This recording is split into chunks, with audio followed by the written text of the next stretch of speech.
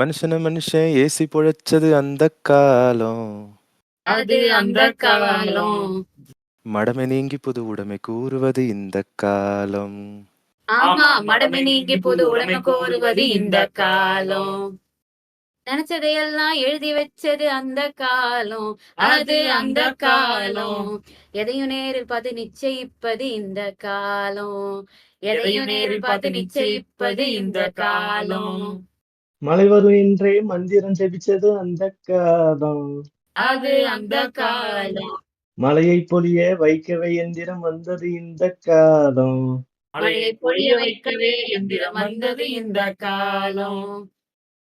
இடிகுலம் என்றே இனத்தை வெறுத்தது அந்த காலம். அது அந்த காலம். மற்றவர் இணைந்து அணைக்க முயற்சி பண்ணுவது இந்த காலம். மற்றவர் இணைத்து அணைக்க முயற்சி பண்ணுவது இந்த காலம். திரௌபதி தன்னை துயில உறிஞ்சது அந்த காலம்.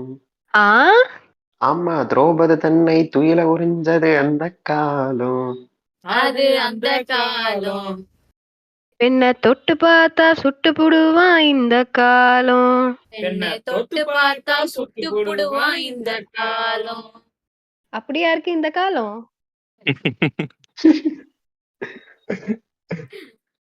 வணக்கம் மக்களே, welcome to 4th episode of நெஞ்சம் மறுப்பதில்லை ஆஃப் ஸ்புட்னிக் கழகம். நம்ம ஒவ்வொரு மாசமும் ஒரு சினிமா பர்சனாலிட்டி ஒரு தீம் பத்தி எடுத்து நம்ம அவங்களுடைய வரலாறு பத்தி பேசிட்டு இருக்கிறோம்.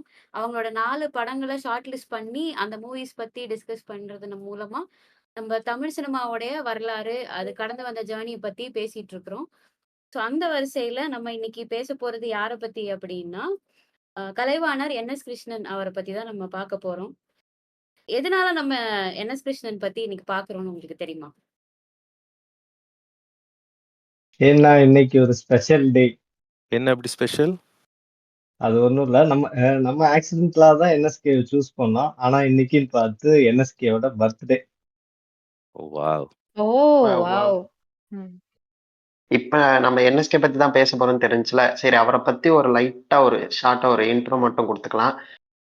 சார்லி சாப்ளின் ஆஃப் இந்தியா அப்படின்னு சொல்லிட்டு அழைக்கப்பட்டவர் தான் நம்மளோட என்எஸ்கே அவர்கள். அது என்எஸ் அப்படின்றது அவரோட ஊர் பேரு, அப்படியே அவர் கிருஷ்ணன்றது தான் அவர் பேர். ஓகே, இவர் வந்து ஆக்டர் அப்படின்னு மட்டும் இல்லாம ஆக்டர், காமெடியன், பிளேபேக் சிங்கரா இருந்திருக்காரு, ஸ்கிரீன் பிளே ரைட் பண்ணியிருக்காரு, அதே மாதிரி டைரக்ஷன், ப்ரொடக்ஷன், மொத்த சினிமா துறையில என்னெல்லாம் இருக்கோ எல்லா சைடும் போய் பூந்து விளையாடி இருக்காரு. அடுத்து அவரோட கிராண்ட் டாட்டர், அதாவது பேத்தி என்எஸ்கே ரம்யா வந்து உங்களுக்கு தெரியும்னு நினைக்கிறேன், பிக் பாஸ்ல வந்திருப்பாங்க. அதுல கூட நான் என்எஸ்கேவோட பேத்தின்னு சொல்லிட்டு சொல்லியிருப்பாங்க. இவ ஒரு பேட்டியில வந்து கலைஞர்கிட்ட நான் பொலிட்டிக்கல் ஹீரோ வந்து உங்களுக்கு பிடிச்சவர் யாரு அந்த மாதிரி கேட்டப்ப வந்து கலைஞர் வந்து கலைவாணர் அப்படின்னு சொல்லிட்டு சொல்லியிருக்காரு. என்எஸ்கேவும் அவர்கிட்ட ஒரு பேட்டியில கேட்டப்ப எனக்கு பிடிச்ச பார்ட்டின்றது வந்து நான் திராவிடன் பார்ட்டி தான் சொல்லுவேன். அதுவும் இவர் இருந்த காலம் வந்து 1940ல இருந்து 1950ஸ்ல தான் இவர் வந்து அந்த சினிமாக்குள்ள வராரு. அந்த டைம்ல அப்ப வந்து டாமினண்டா இருந்த பார்ட்டி வந்து தமிழ்நாட்டுல காங்கிரஸ் தான். இருந்தாலும் வந்து அவங்க கூட முரண்பாடு இருந்தாலும் எனக்கு திராவிடன் பார்ட்டி ரொம்ப பிடிச்சது அப்படின்னு சொன்னாரு. அதே மாதிரி அதுல நிறைய ஒர்க் பண்ணியிருக்காரு திராவிடன் மூவ்மெண்ட்ல. அதுக்கு நிறைய சப்போர்ட் பண்ணியிருக்காரு. கன்னியாகுமரி வந்து ஃபர்ஸ்ட் நம்மளோட தமிழ்நாடு பிரின்ஸ்லி ஸ்டேட்ஸ், மெட்ராஸ், கேரளா அந்த மாதிரி திருவனந்தபுரம் அப்படி இருந்தப்ப கன்னியாகுமரி மாவட்டம் வந்து கேரளா கூட இருந்துச்சு. அப்படி இருந்தப்ப ஸ்டேட் பிரிச்சாங்களா, மொழி வரி மாநிலமா பிரிக்கிறப்ப அது வந்து நம்ம தமிழ்நாட்டு கூட தான் கன்னியாகுமரி வரணும் அப்படின்னு சொல்லிட்டு மக்கள்லாம் போராடினாங்க. அந்த போராட்டத்துல என்எஸ்கேவோட பங்கும் வந்து ரொம்ப முக்கியமான ஒண்ணா இருந்துச்சு. அதே மாதிரி இவர்கிட்ட வந்து நான் ஒரு பேட்டி எடுத்தாங்கன்னு சொன்னல, அந்த பேட்டியில வந்து கேட்டிருக்காங்க, நீங்க வந்து திராவிடன் பார்ட்டி தான் பிடிக்கும்னு சொன்னீங்க, ஆனா ஏன் வந்து காங்கிரஸோட மாநாடு அந்த மாதிரி மீட்டிங்ஸ்லாம் போனீங்க அப்படின்னு கேட்டப்ப அவர் என்ன சொல்றாருன்னா, எனக்கு வந்து இப்ப நான் ஒரே ஒரு கட்சியோட அப்படின்னு போய் நின்ட்டேன்னா வந்து நான் என்ன சொல்றேன்றதே கேட்க மாட்டாங்க. இப்ப நான் வந்து அப்ப இருந்த திராவிடர் கழகத்துல அங்க முன்னேற்ற கழகத்துல போய் நான் அந்த சைடே போய் நின்ட்டேன்னா, இப்ப காங்கிரஸ்ல இருக்கவங்கலாம் வந்து என்ன ஒரு டிஎம்கே ஆளா தான் பார்ப்பேனே தவிர்த்து ஒரு நார்மல் இதா பார்க்க மாட்டாங்க. ஸோ நான் இப்ப நான் சென்ட்ரலைஸ் எந்த இதுக்கும் போகாம நான் ஒரு சென்ட்ரலா இருக்கிறப்ப எல்லாருமே நான் சொல்றது கேட்கறாங்க, எல்லாரு கூடயும் என்னால ஒரு இன்க்ளூசிவா இருக்க முடியுது அப்படின்னு சொல்லிட்டு ஒண்ணு சொல்லியிருக்காரு. அதே நேரத்துல அந்த பேட்டிலே வந்து உங்களோட கொள்கை தான் அப்படின்னா என்ன அப்படின்னு கேட்டப்ப வந்து எனக்கு சுயமரியாதை அப்படின்றது தான் என்னோட கொள்கை, என்னோட பிரதானமான ஒரு விஷயம், அதுதான் நாட்டுக்கு தேவை அப்படின்னு சொல்லியிருக்காரு. நம்ம அடுத்து படத்தை பத்தி எல்லாம் பேசும்போது அவர் எந்த அளவுக்கு அந்த சுயமரியாதை உள்ள எடுத்துன்னு வந்து வச்சிருக்காரு அப்படின்றது தெரியும். அதே கொஞ்ச நாளுக்கு முன்னாடி அப்ப அந்த காலத்துல அவர் ரஷ்யாவுக்கு போயிட்டு வந்திருக்காரு. ரஷ்யா டிராவல் பண்ணிட்டு நீங்க எப்படி இருந்துச்சு ரஷ்யா அந்த மாதிரி பேட்டியில இருந்தவங்க கேட்டவங்க அப்ப அவர் என்ன சொல்றாருன்னா, காலேஜ் ப்ரொஃபஸருக்கும் ஸ்கூல் டீச்சருக்கும் உள்ள வித்தியாசம் தான் இந்தியாவுக்கும் ரஷ்யாவுக்கும் உள்ள டிஃபரன்ஸ். அதாவது அந்த காலத்திலே இந்த டிஃபரன்ஸ் வந்து ரஷ்யாவுக்கும் இந்தியாவுக்கும் இருக்கு அப்படின்னு சொல்லியிருக்காரு. இதே மாதிரி இவரோட இதெல்லாம் வந்து நம்ம சொல்லிக்கிட்டே போலாம். இவர் டைரக்ட் பண்ண மூவி வந்து பணம் மணமகள் அப்படின்னு சொல்லிட்டு. அதை பத்தி நம்ம வந்து இந்த பாட்காஸ்ட்ல நல்லா பெருசாவே இருப்போம். அப்ப நம்ம ஸ்டார்டிங்ல வந்து எந்த மூவியை ஸ்டார்ட் பண்ண போறோம்னா, எந்த மூவி நம்ம ஃபர்ஸ்ட் பணம் மூவி பார்க்கலான்னு தோணுது. அவரோட டைரக்ஷன்ல வந்தது. 1952ல வந்த படம் இது. 1952னா நமக்கு அப்பதான் வந்து ரிபப்ளிக் ஆகி ஒரு 2 இயர்ஸ்ல நமக்கு இந்த படம் ரிலீஸ் ஆயிருக்கு. ஸோ நம்ம வந்து இந்த படத்துல நீங்க டைட்டில் கார்டுல இருந்தே நிறைய வித்தியாசத்தை பார்க்க முடியும். டைட்டில் கார்டுல பாத்தீங்கன்னா நம்ம ஒரு பேஜை டர்ன் பண்ற மாதிரி டைட்டில்ஸ் எல்லாம் வரும். இன்னொரு விஷயம்னா ரிவர்ஸ்ல வரும். எப்பவுமே வந்து இப்பெல்லாம் பாத்தீங்கன்னா ப்ரொடக்ஷன் யாரோட மூவி பிக்சர்ஸ் அப்படின்றதுக்கு அப்புறம் நமக்கு வந்து ஃபர்ஸ்ட் நடிகரோட டைட்டில், அப்புறம் நடிகர் பேரு, அப்புறமா நடிகை பேரு, அப்புறம் தான் மத்த கலைஞர்களோட பேரு வரும். நடிகர்களோட பேர் வரும். இல்லை டெக்னீஷியன்ஸ் பேர் வரும். இதுல வந்து ஃபர்ஸ்ட் எழுத்து இயக்கம் யாரு, அதுக்கப்புறம் அப்படியே நம்ம எப்பவுமே பாக்குறது அப்படியே ரிவர்ஸ்ல போட்டிருப்பாரு. எனக்கு என்ன தோணுச்சுன்னா ஒரு ஒரு டைட்டில் கார்டுல கூட ஒரு சின்ன வித்தியாசம் காமிச்சிருக்காரோ அப்படின்னு எனக்கு தோணுச்சு. அதுக்கப்புறம் இந்த இந்த படத்துல வந்து பிரதானமா நமக்கு தெரிஞ்சு கதை வந்து என்னன்னா பணத்தை பேஸ் பண்ணி அப்படின்னா இந்த இடத்துல எந்த மாதிரி பண பிரச்சனைகளை பேசியிருப்பாங்கன்னா ஹீரோ வந்து கல்யாணம் பண்ணிட்டு வந்திருப்பாரு. பொண்ணு வந்து வரதட்சணை கொடுக்க வேண்டியது இருக்கும். ஆனா வந்து அவங்க அப்பாவால அதை கொடுக்க முடியாது. சோ அதுக்காக நமக்கு தெரியும் சிவாஜி வந்து நல்ல கேரக்டரா தான் காமிச்சிருப்பாங்க. ஆனா அப்பா வந்து உனக்கு சொத்து கிடையாது அப்படின்னு பயமுறுத்தின உடனே அப்பா பேச்சை கேட்டுக்கிட்டு பொண்டாட்டியை வீட்டை விட்டு அனுப்பிச்சிருவாரு. இப்போ இது வந்து அப்ப நடந்த ஒரு பிரச்சனைய பார்த்தா இல்ல. இப்போ வரைக்கும் நடந்துட்டு இருக்கு. இப்பனா அமுக்குறது இல்ல. ஒரேடியா அமுச்சிடுறாங்க. அந்த அளவுக்கு இப்பலாம் நெறைய நடந்துட்டு இருக்கு. சோ இத பேஸ் பண்ணி டொமஸ்டிக் அபியூஸும் நெறைய மர்டர்ஸ் இதெல்லாம் நம்ம நெறைய கேள்விப்பட்டுட்டு தான் இருக்கோம்.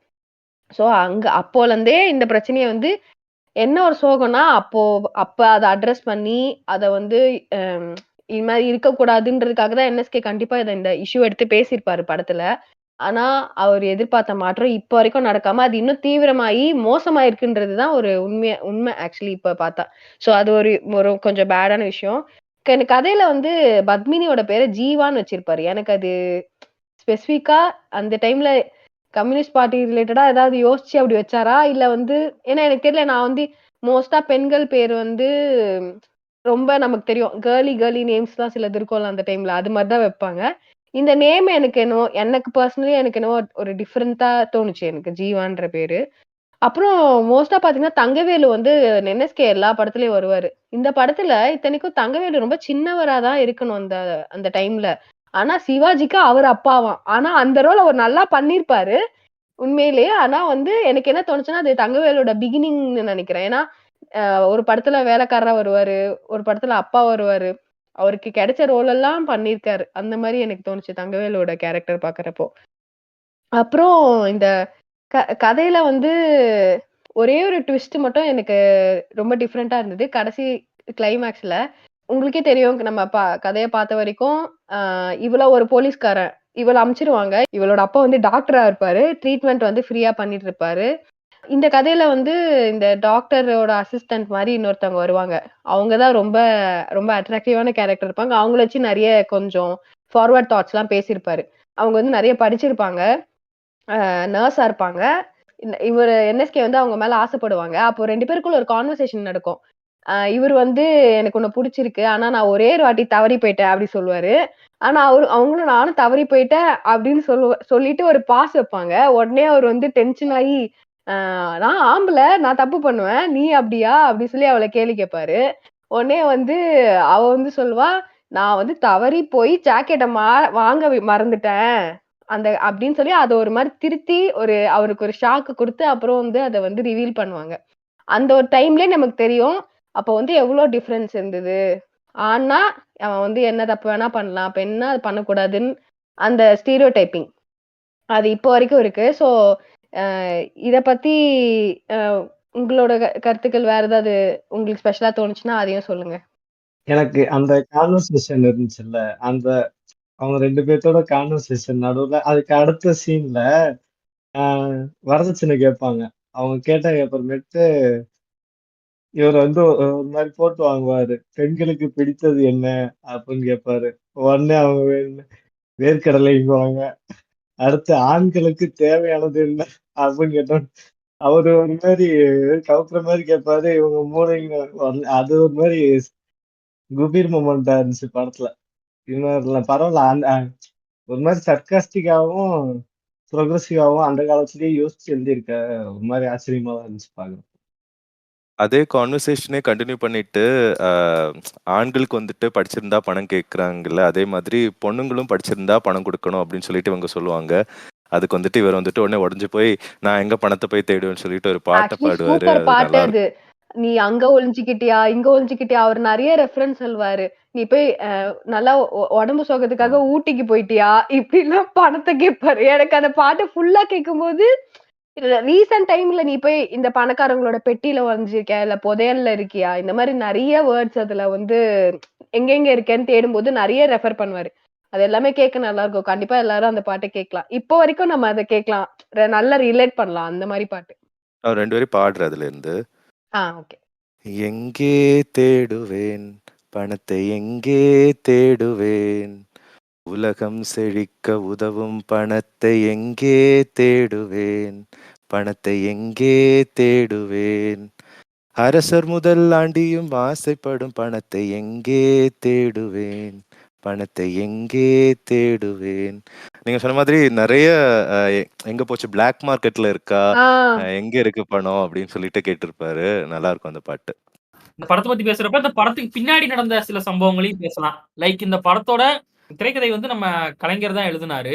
அவர் வந்து இவர் வந்து கலைவாணர் போய் கலைஞரை அப்ரோச் பண்ண விதமே ஒரு மாதிரி நல்லா ருசிகரமான நிகழ்வுன்னு கேள்விப்பட்டேன். லைக் கலைஞர்கிட்ட போய் நீங்க எனக்கு எங்களுக்கு கதை இருக்கு, இதுக்கு நீங்க திரைக்கதை பண்ணித்தாங்க சொல்லி, ஓ பண்ணலாம், சரி சம்பளம் எவ்வளோன்னு கேட்டப்ப என்னன்னாலும் உங்க இஷ்டம், நீங்க என்ன வேணாலும் எழுதித்தாங்க அப்படின்னோடனே இவர் ஒரு பேப்பர் எடுத்து 0 போட்டு தருவாராம் கலைஞர். இவர் நக்கல் புரிஞ்சுக்கிட்டு நீங்க எவ்வளவு 0 வேணாலும் போடுங்கன்னு சொல்லுவாராம். இவர் இன்னும் எக்ஸ்ட்ரா 4 0 போட்டு கடைசியில ஒரு 1 போட்டுட்டு கலைஞர்கிட்ட வந்து நீட்ட வருவாராம். கலைஞர் வந்து அதை திருப்பி வாங்கி பிடிச்சிட்டு அடடே 10,000 ஆயிடுச்சே அப்படின்னு சொல்லுவாராம். கலைஞர் என்னையவே சிரிக்க வச்சிட்டீங்களேன்னு சொல்லிட்டு அது ஒரு மாதிரி இந்த ப்ராசஸ் ஆரம்பிக்கிறதே ரொம்ப கலகலப்பான ப்ராசஸ். அண்டு இந்த படம் ரிலீஸ் ஆன டைமே ஒரு நல்ல டைம். ஏன்னா அப்பதான் பராசக்தி ரிலீஸ் ஆகி ஒரு பயங்கர அதிர்வலையை உருவாக்கி இருந்த டைம். அது ஜஸ்ட் 2 months கழிச்சு உடனே ஒரு இந்த திராவிட ஐடியாலஜி உள்ள ஒரு படம் வந்து உடனே வந்து ஒரு இம்பாக்ட் இன்னும் நல்லா தக்க வச்சுக்கிட்டதாகவும் அந்த டயத்துல சொல்லுவாங்க. ஆக்சுவலி நான் இன்னொன்னு கேள்விப்பட்டேன். நான் பார்க்கும்போது, சிவாஜிக்கு வந்து ஃபர்ஸ்ட் அவர் நடிச்ச படம் வந்து பணம் தானா? இதுதான் ஃபர்ஸ்ட் ரிலீஸ் ஆயிருக்க வேண்டியதாம். ஃபர்ஸ்ட் வந்து பராசக்தி ரிலீஸ் ஆயிட்டு, அதுக்கப்புறமா பணம் வந்தது. பட் ஐ ஃபீல் அது ஒரு it meant to be happen. அதனால தான் பராசக்தினால வந்து ஒரு நேம் வந்து சிவாஜிக்கு கிடைச்சுச்சு அப்படின்னு எனக்கு தோணுச்சு. அதுவும் இல்லாம சிவாஜிக்கும் பத்மினியும் வேற ஃபர்ஸ்ட் காம்பினேஷன் படம் இதுதான். இதுக்கப்புறம் தான் அவங்க சேர்ந்து நிறைய படம் நடிச்சிருக்காங்க. இந்த படம் தான் அவங்க 2 பேருக்குள்ள ஃபர்ஸ்ட் காம்போ. அவங்க கெமிஸ்ட்ரியுமே ரொம்ப நல்லா இருக்கும் படத்துல. ஆனா அவங்க சேர்ந்து வர சீனே ரொம்ப கம்மி தான். அது ஒரு 2 நாள் தான் நடக்கும். அதுக்கப்புறம் ஃபுல்லா பிரிச்சு வச்சிருவாங்க. இந்த படம் பார்க்கறப்போ இன்னொரு ஞாபகம் வந்தது. இந்த சிவாஜிக்கு எப்பயும் சந்தேகப்படுறது தான் வேலையா? இதுலயும் ஒருத்தன் வந்து அவ கீழ இறங்குறதுக்கு கைய குடுத்து ஹெல்ப் பண்ணியிருப்பான். அதுக்கு போய் அவ கிட்ட கோச்சுப்பான். அவ உடனே ஏதோ பேசி சமாளிச்சிருவா. அவள பத்தி இவங்க அப்பா ஏதோ சும்மா அவ மேல ஒரு புரளிய கலப்புனா, இவனுக்கு வேற கல்யாணம் பண்ணி வைக்கலான்னு சொல்லிட்டு, அந்த பொண்ணு நடத்தை சரியில்ல அப்படின்னு போய் சொன்னோனும், இவர் வந்து உடனே அப்படியே சிந்திச்சு பார்ப்பாரு. பார்த்தா அந்த இன்ஸ்பெக்டர் வந்து தோள்ல தொட்டுட்டானாம் அந்த பொண்ண. இது ஒரு பிரச்சனைன்னு சொல்லிட்டு அது ஒரு சந்தேகம் அவருக்கு. அது வந்துட்டு வெறும் பிகினிங் தான். அதுக்கப்புறம் யாரோ வீட்ல இருந்து இறங்கி வரத பார்த்து, இரவு நேரத்தில் யாரோ வீட்ல இருந்து இறங்கி வந்தாங்க. இவர் வந்து தற்கொலை பண்ணிக்க போவாரு கடைசியில. அப்போ வந்துட்டு ஆமா. யாரோ ரேண்டமா ஒருத்தர் வந்து கேட்பாரு, எதுக்கு நீ தற்கொலை பண்ணிக்கிறேன்னு சொல்லிட்டு. இந்த மாதிரி கட்டிட்ட மனைவி வந்துட்டு இந்த மாதிரி ஆயிட்டாங்கன்னு சொல்லிட்டு. பார்த்தா 2வது கல்யாணம் பண்ணி வச்ச மனைவியும் வந்துட்டு விட்டுட்டு போவாரு. ஏன்னா அவங்க சொல்லி வச்சிருவாங்களாமா, எனக்கு வந்துட்டு இன்னொரு காதலன் இருக்கான், காதலன் கூட ஒரு குழந்தை இருக்கு. அதை கேட்டுன்னு இவர் ஓடி. இதுல கோஇன்சிடென்ஸ் என்னன்னா அந்த காதலனும் இப்ப ரேண்டமா ஒருத்தர் வந்தார்ல, அவர் 2 பேரும் ஒண்ணு. அதே கேரக்டர் தான் பார்த்தா அங்க வந்திருப்பாரு அவங்க கூட. அப்படியா?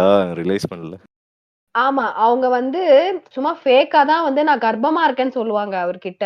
ஏன்னா, அப்பதான் இன்னும் இம்பாக்ட்டா இவர விட்டு தன்னை விட்டுட்டு அந்த சிவாஜி கேரக்டர் போகும் அப்படின்றதுக்காக, அப்படி சொல்லியிருப்பாங்க. கரெக்ட்டா அவர் போய் சூசைட் பண்ணும்போது, இவளோட லவர் தான் வந்து அவன காப்பாத்தி, "ஏன்பா இப்படி பண்றேன்னு?" கேட்கும்போது, என் என் ஒய்ஃப் ஒரு விபச்சாரின்னு சொல்லுவான் அவன். எது? ஒருத்தன் ஷோல்டர் தொட்டதுக்கு, ஒருத்தன் நைட் டைம் வீட்ல இருந்து வெளில போனான். அவன் எதுக்கு வந்தான்? எப்ப வந்தான்? என்ன பண்ணான்? இதெல்லாம் இவர் பார்க்கவே எதுவுமே இல்ல. கேட்கல. வேற யாரும் கூட வந்து சொல்ல தேவையில்ல. இவரே ஒரு முடிவு எடுத்துட்டு, விபச்சாரின்னு இவரே வந்து அவங்க அதுக்குள்ள அந்த அம்மாக்கு ஒரு டேக் பண்ணிட்டாரு. அவர் வந்து. ம். அவன் சொல்லுவான், இது 2த்துக்கா நீங்க போய் உங்க ஒய்ஃப விபச்சாரின்னு சொல்றீங்கன்னு அவனும் கேவலமா கேட்பான். பட் இவர் வந்து அதுக்கு போய் சூசைட் பண்ணிக்க போயிடுவாரு. இது மாரி இந்த பொண்ணும் என்ன ஏமாத்திச்சு, அந்த பொண்ணும் என்ன ஏமாத்திச்சு. நான் இங்க வாழவே தகுதியில்லன்னு போயிடுவாரு. போய் சூசைட் பண்ண போவாரு. நல்ல வேளை இவன் காப்பாத்திருவான். அவங்க வீட்ல இந்த இந்த கான்வர்சேஷன்லாம் நடக்கிறப்ப, அவர் ஒரு மாரி அன்ஸ்டேபிளா இருப்பாரு. பொண்டாட்டிய தேடி போலாமா? வேணாமா? அப்படிங்கிறப்ப, கலைவாணர் வந்து ஒரு புறாவ எடுத்துட்டு மெட்டஃபரோட சொல்லுவாரு ஒரு சீனு. அது சூப்பரா இருக்கும் அந்த இது. ஒருத்தன் ஒரு புறாவும் குடுத்தானா, வளர்க்க ஆ காசும் தரேன்னானா, ஆமா. புறா செம வளர்க்க எக்ஸாம்பிள் முடியாம அது. போய் காசு கேட்டானா, அது ஒரு மாரி சூப்பரா இருந்துச்சு.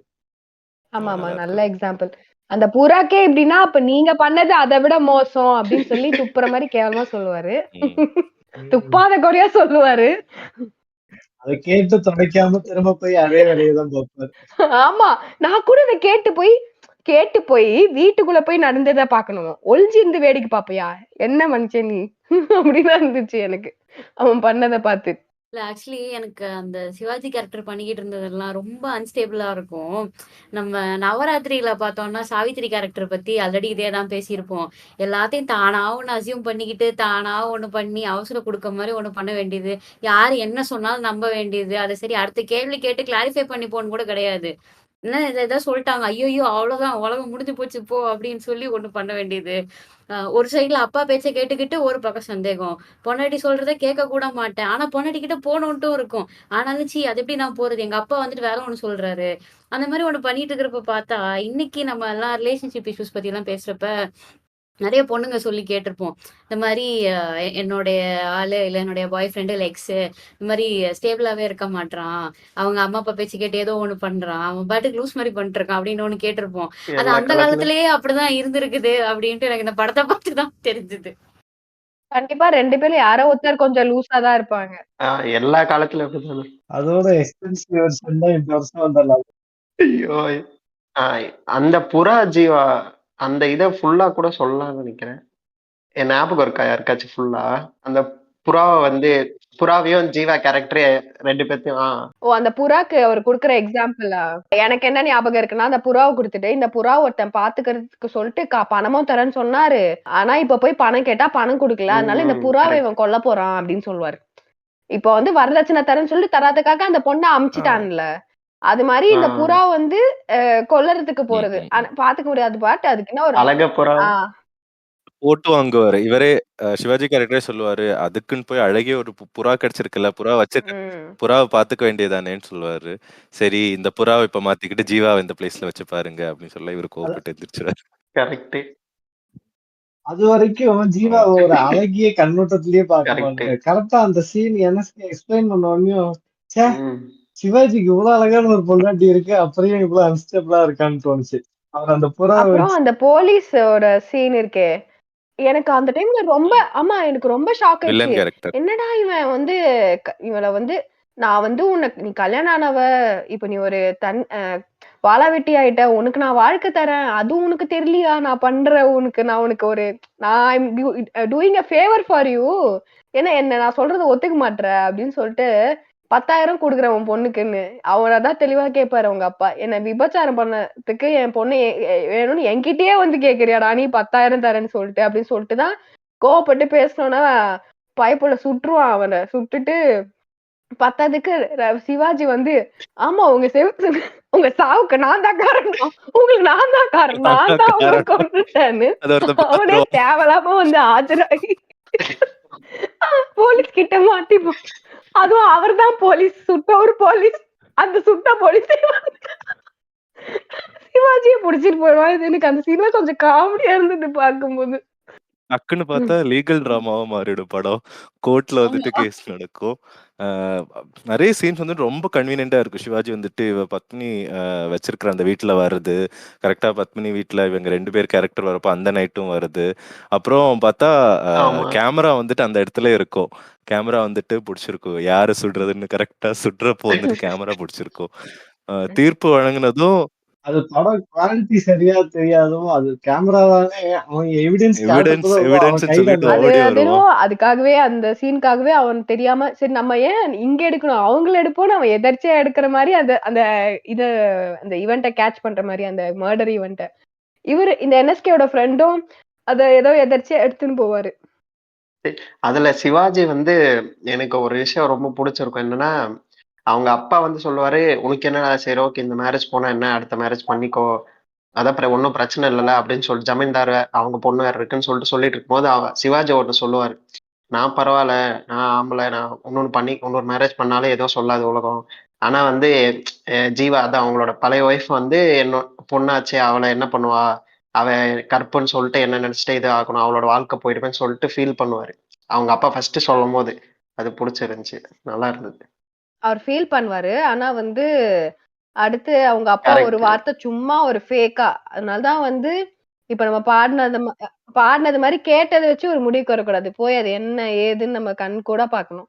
இப்ப நிறைய நடந்துட்டு இருக்கு. இப்ப நம்மள சுத்தி ஏகப்பட்ட ஃபேக் நியூஸ் வருது. எல்லாத்தையும் பார்த்துட்டு நம்பிட்டு சில பேர் ஃபார்வர்ட் பண்ணிட்டு சுத்தின்னு இருக்க அந்த குரூப்னால தான் வந்து நிறைய தேவையில்லாத இன்ஃபர்மேஷன்லாம் வெளிய ஸ்ப்ரெட் ஆயிட்டு இருக்குன்னு அதுவும் நான் இந்த சொல்லுவேன். படம் ஃபுல்லாவே திருக்குறளை நல்லா ப்ரொமோட் பண்ணியிருப்பான்.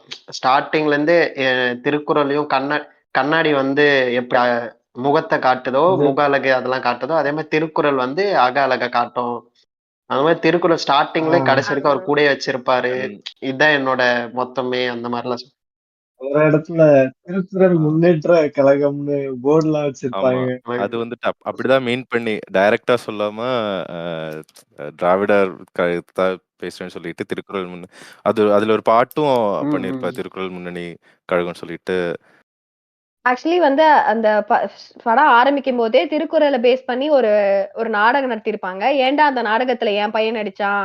இதுக்கு யாரு எழுதினது? சொல்லி சண்டை போடுவாரு இவர் வந்து. ஏன்னா இவங்கள பத்தி ஏதோ இவங்க பண்றது, இவங்க வந்து வேலை வாங்குறது இதெல்லாத்தையும் தான் வந்து வச்சு பண்ணியிருப்பாங்க. அதே மாதிரி ஒரு ரெஃபரன்ஸ் இருக்கும். இந்த கண்ணாடி நான் 2 அணா குடுத்து வாங்கினேன் அப்படின்னு சொல்லுவான். அவர் சொல்லுவாரு, இந்த 2 அணா குடுத்து வாங்கின கண்ணாடியும் முக அழகு காட்டும். அந்த திருக்குறள் புக்கும் 2 அணா. அப்புறம் யோசிச்சேன், அப்போ 2 அணாக்கு திருக்குறள் புக்கு வித்திருக்காங்க அப்போ. அதுவும் நான் நினைச்சேன் இப்பதான் அந்த பாக்கெட் சைஸ்ல வச்சுக்கிற மாதிரி திருக்குறள் புக் வருதுன்னு நினைச்சேன் இப்போதான். பட் அப்பயே அந்த மாதிரி மினி புக் பிரிண்டிங்ஸ் எல்லாம் வந்திருக்கு. அது எனக்கு அப்போ கொஞ்சம் ம். ஆச்சரியமா இருந்தது பார்க்கும்போது. கிளைமேக்ஸ்ல கூட அவர் வந்துட்டு எனக்கு சாவறதுக்கு முன்னாடி கடைசி ஆசை. ஆமா. திரும்ப ஒரே ஒரு வாட்டி என்ன தொட்டுக்கோ ஆஹா நான் செத்து போயிடுறேன். முத்தம் தான் முத்தம் தர சொல்லுவாரு. சொல்லுவாரு. முத்தம் முத்தம் தான் தர சொல்லுவாரு. சொல்லுவாரு. ஆனா அவங்க தொட்டு பார்க்க தான் முத்தம் தர சொல்லுவாங்க. சொல்லுவாரு. சுத்தமா? ஐயய்யோ! அவ் நல்ல வேளை தெளிவா இல்ல, கேட்கல. இல்ல. எனக்கு முத்தம் தொட்டு தர பார்க்கன்னு சொன்னா சொல்வாரு. ஒரு மாதிரி ஆயிடுச்சு. இப்படி நீங்க ஃபைனலா நான் போய் வாழ்ந்துக்கோன்னு இப்படிலாம் சொல்லி தற்கொலை அது மாதிரி பண்ணிக்கிறேன்னு மியூட்ல போறவர் வந்து இப்ப முத்தம் குடுத்து என்ன நான் களங்கம் பண்ற மாரி ஒரு சிச்சுவேஷன்ல வச்சிராதீங்க. அண்ணான்னு ஒரு வார்த்தை அண்ணா, சொல்லு. அண்ணான்னு அவ கூப்பிட ஆரம்பிச்சுருவா. அண்ணா, பிரதர் அண்ணான்னு சொல்லிடுவாங்க. அப்படின்னு சொல்லிட்டு ஆனா சரி, சரி. சரி சாகதானா போறதுதான் போறான்னு போற இந்த அவ வந்து நாயை முத்தம் சிவுன்னு குடுக்க சொல்லிட்டு போ. எனக்கு என்னமோ முத்தம் குடுக்க போற மாரி அ இப்படி தொட்டு பாப்பா. இது அப்படியே இப்படி தொட்டு பாப்பா. ஆமா. முத்தம். முத்தம் குடுக்குற தொட்டு மாரி கிட்ட போவா. பார்த்தோன்னும் ஆனா கன்னத்த இப்படி சுட்டுருவான். தொடுவா. அதுக்கே அவன் வந்து ஓ! அப்படின்னு ஒரு இது பண்ணிட்டு அதுக்கப்புறம் அப்புறம் செத்து போயிடுவான். செத்து போயிருவான். உடனே நான் அத எதிர்பார்க்கவே இல்ல. அது எப்படி ஒரு புல்லட் வந்து ஒரிஜினல் புல்லட் மிச்சதெல்லாம் வந்து கட்ட அ புல்லட் இது சம்திங் அது ஒரு வெடிக்காத புல்லட்ன்னு எனக்கு தெரியல. ஆனா அதுக்கே அவ மயக்கமாயிடுவா. உடனே எழுந்தோனே இவள வந்து இப்போ கூட கடைசி வரைக்கும் கூட இவன் கூட தான் இருக்கியான்னு மாரி எங்க கேட்டுற போறானோன்னு நான் ரொம்ப டென்ஷன்லயே இருந்தேன். எங்க இப்ப கூட வந்து சனிய அப்படிதான் ஏதோ ஷாக்கா சந்தேகப்படுற நின்னுந்தான். மாரியே கேள்வி கேட்டுற அப்படி ஒரு மாரி டென்ஷன் ஆயிடுச்சு எனக்கு. அதுக்கப்புறம் பார்த்தா, நான் அதெல்லாம் புலம்பிட்டு தள்ளுனதுக்கப்புறம் எழுந்தோனே அத்தான் அப்படின்னு. ஏம்மா இப்பதானம்மா நீ சாவறதுக்கு முன்னாடி உன்ன கன்னா பின்னான்னு திட்டிட்டு சாப்ட்டேன். எழுந்ததும் அத்தான்னு சொல்லிட்டு கட்டி புடிச்சுக்கிறியேம்மா நீன்னு பார்த்ததும் எனக்கு ஐயோ! சரி நான் ரைட்ரா அப்படின்னு சொல்லிட்டு விட்டுட்டேன் நான். சரி ஓகே படத்த அதே முடிச்சிடுங்கடா மாரி முதல்ல. 5,000 தான் ஃபர்ஸ்ட் கேட்டிருப்பாங்க. அந்த வரதட்சணையா. ஆனா லாஸ்ட்ல பார்த்தா நீ கேட்ட 10,000 இதோ இருக்குன்றாங்க. அது என்ன கதைன்னு தெரியல. இந்தா நீ உன் லைஃப வந்து நீ இன்னும் நல்லா பாத்துக்கோ. இந்த ஓகே 10,000 ஓகே வச்சுக்கோ. அந்த மாரி மீனிங்ல சொல்லுவான். 5,000 என்ன இந்த 10,000 எடுத்துட்டு போய் ஜமாயி அப்படின்ற மாரி. ஏன்னா, அந்த மாரி சிவாஜி கிட்ட போய் 10,000 குடுத்து வாங்குறதுக்கு ஏதாவது ஒரு நிலம் வாங்கி போட்டு விவசாயம் பண்ணலாம்னு சொல்லுவேன் நானு. ஆனா என்னதான் இருந்தாலும் இந்த பெண் உரிமை, சமூக சீர்திருத்த கருத்துக்கள் வந்துட்டு காமெடியிலே அவர் வந்துட்டு நெறைய சொல்லுவாரு. இப்ப அவரோட சீன்ஸ்ல தான் வந்துட்டு சோஷியல் மெசேஜஸ் நெறைய இருக்கும் அந்த படத்துல. இப்ப பணத்துல அப்படிதான். அதே மாதிரி தான் மணமகள் படத்துலயும் நெறைய சீன்ஸ்ல வந்துட்டு காமெடியிலேயே அந்த இத சொல்லுவாங்க. மணமகள் வந்துட்டு பேசிக்கா கல்யாணம் ஆகாத ஒரு பொண்ணு. அந்த பொண்ணு வந்துட்டு என்னெல்லாம் கஷ்டப்படுறாங்க அப்படிங்கிறது தான் கதை. ஒருத்தர் இப்போ ஒரு நெகட்டிவ் கேரக்டர் இருப்பான். அவன் வந்துட்டு ஏமாத்தி கல்யாணம் பண்ணிட்டு இருப்பான். ஃபர்ஸ்ட் வந்துட்டு டி.ஏ. மதுரம் கேரக்டர் ஏமாத்தி கல்யாணம் பண்ணுவான். அவங்க மூலியமா ஒரு குழந்தை கூட இருக்கும். அப்புறம் இந்த பத்மினி கேரக்டரும் இன்னொன்று வந்துட்டு லலிதான்னு நினைக்கிறேன். லலிதா கேரக்டருக்கு வந்து ரூட் விட்டுட்டு இருப்பான். லலிதாவை வந்துட்டு நெகட்டிவ் ரோல காமிச்சிருப்பாங்க. லலிதாவோட சேர்ந்து பத்மினி கேரக்டரை ஏமாத்தி அவங்களோட பணத்தை வாங்கிக்கலாம் இருப்பாங்க. அதுல என்னன்னா மணமகள் படத்துல தான் அந்த ஒரு ஆர்ஃபனேஜை வந்துட்டு நடத்திட்டு இருப்பாரு டீச்சரு. அங்கதான் இவங்க டி.ஏ. மதுரம் கேரக்டர் வந்து குழந்தை பத்திக்கிட்டு இருப்பாங்க. அதில் ஒரு நாடகம் இருக்கும் 1950s வர்சஸ் 1960ஸ்ன்னு சொல்லிட்டு. அந்த காலத்தில் அது வந்துட்டு ஒரு 10 இயர் கேப் தான். அவங்க இந்த படம் எடுத்தது 1950ஸ்ல. 1960ஸ்ல வந்துட்டு எந்த மாதிரியான மாற்றங்கள் இருக்குன்னு சொல்லிட்டு ஒரு லிஸ்ட் இருக்கும். அது அப்போவே அவ்வளோ ப்ரோக்ரெசிவாக இருந்துச்சு. ஆனால் அதில் பார்த்தோன்னா அதில் ஒரு 60% கூட நம்ம இப்போ அச்சீவ் பண்ணியிருக்க மாட்டோம். பிச்சைக்காரங்களே இருக்கக்கூடாது, அதிகமாக இருக்கிறவங்க எல்லாம் வாரி கொடுக்கணும். அதுக்கு வந்துட்டு ஒரு பெரிய கியூ இருக்கும். கியூவில் நிறைய அவங்ககிட்ட என்ன இருக்கோ அதெல்லாம் கொடுத்துட்டு யாருக்கு வேணாமோ அவங்க வாங்கிக்கலாம் அப்படிங்கிற மாதிரி ஒன்று இருக்கும். இன்னொன்று வந்துட்டு எல்லா மேஜர் சிட்டிஸையும் காமிச்சிருப்பாங்க. சென்னை, மதுரை, அப்புறம் சேலம், இங்கெல்லாம் வந்து ரொம்ப செழிப்பாக இருக்குது அப்படின்னு சொல்லி காமிச்சிருப்பாங்க. கடைசியில் ஒரு எங்கேயோ ராத்திரி வந்துட்டு எங்கேயோ போயிட்டு திரும்ப வந்துட்டு இருப்பாங்க. ஸோ தனியாக ஒரு பொண்ணு வந்துட்டு ராத்திரியில் எப்போ நடந்து போய் வருதோ அப்போ தான் நம்மளுக்கு வந்துட்டு உண்மையான சுதந்திரம் கிடைச்சிருக்கு அப்படின்னு சொல்லி சொல்லுவாங்க. அதெல்லாமே ரொம்ப பவர்ஃபுல் மெசேஜஸ். ஸோ நாடகம் மூலியமாகவும் நகைச்சுவை மூலியமாகவும் நிறைய இந்த மாதிரி சமூக திருத்த கருத்துக்கள் வந்துட்டு அவர் சொல்லியிருக்காரு படத்தில். எஸ்பெஷலி இப்போ மணமகள் படத்தில் இப்போ டிஸ்கஸ் பண்ணுறோன்னா நிறைய அந்த அந்த ஒரு நாடக செக்மெண்டே அந்த நல்லா நாடக செக்மெண்ட் ஆரம்பிக்கும் போது இவ டி.ஏ. மதுரம் வந்து அவங்கள வந்து அத்தான் கூப்பிடுவாங்க. ஒரு நிமிஷம் நான் என்ன நினைச்சிட்டேன்னா இவங்க வந்து என்எஸ்கே வந்து கல்யாணம் பண்ணிட்டாங்க இந்த கதையில அப்படின்னு நினைச்சிட்டேன்.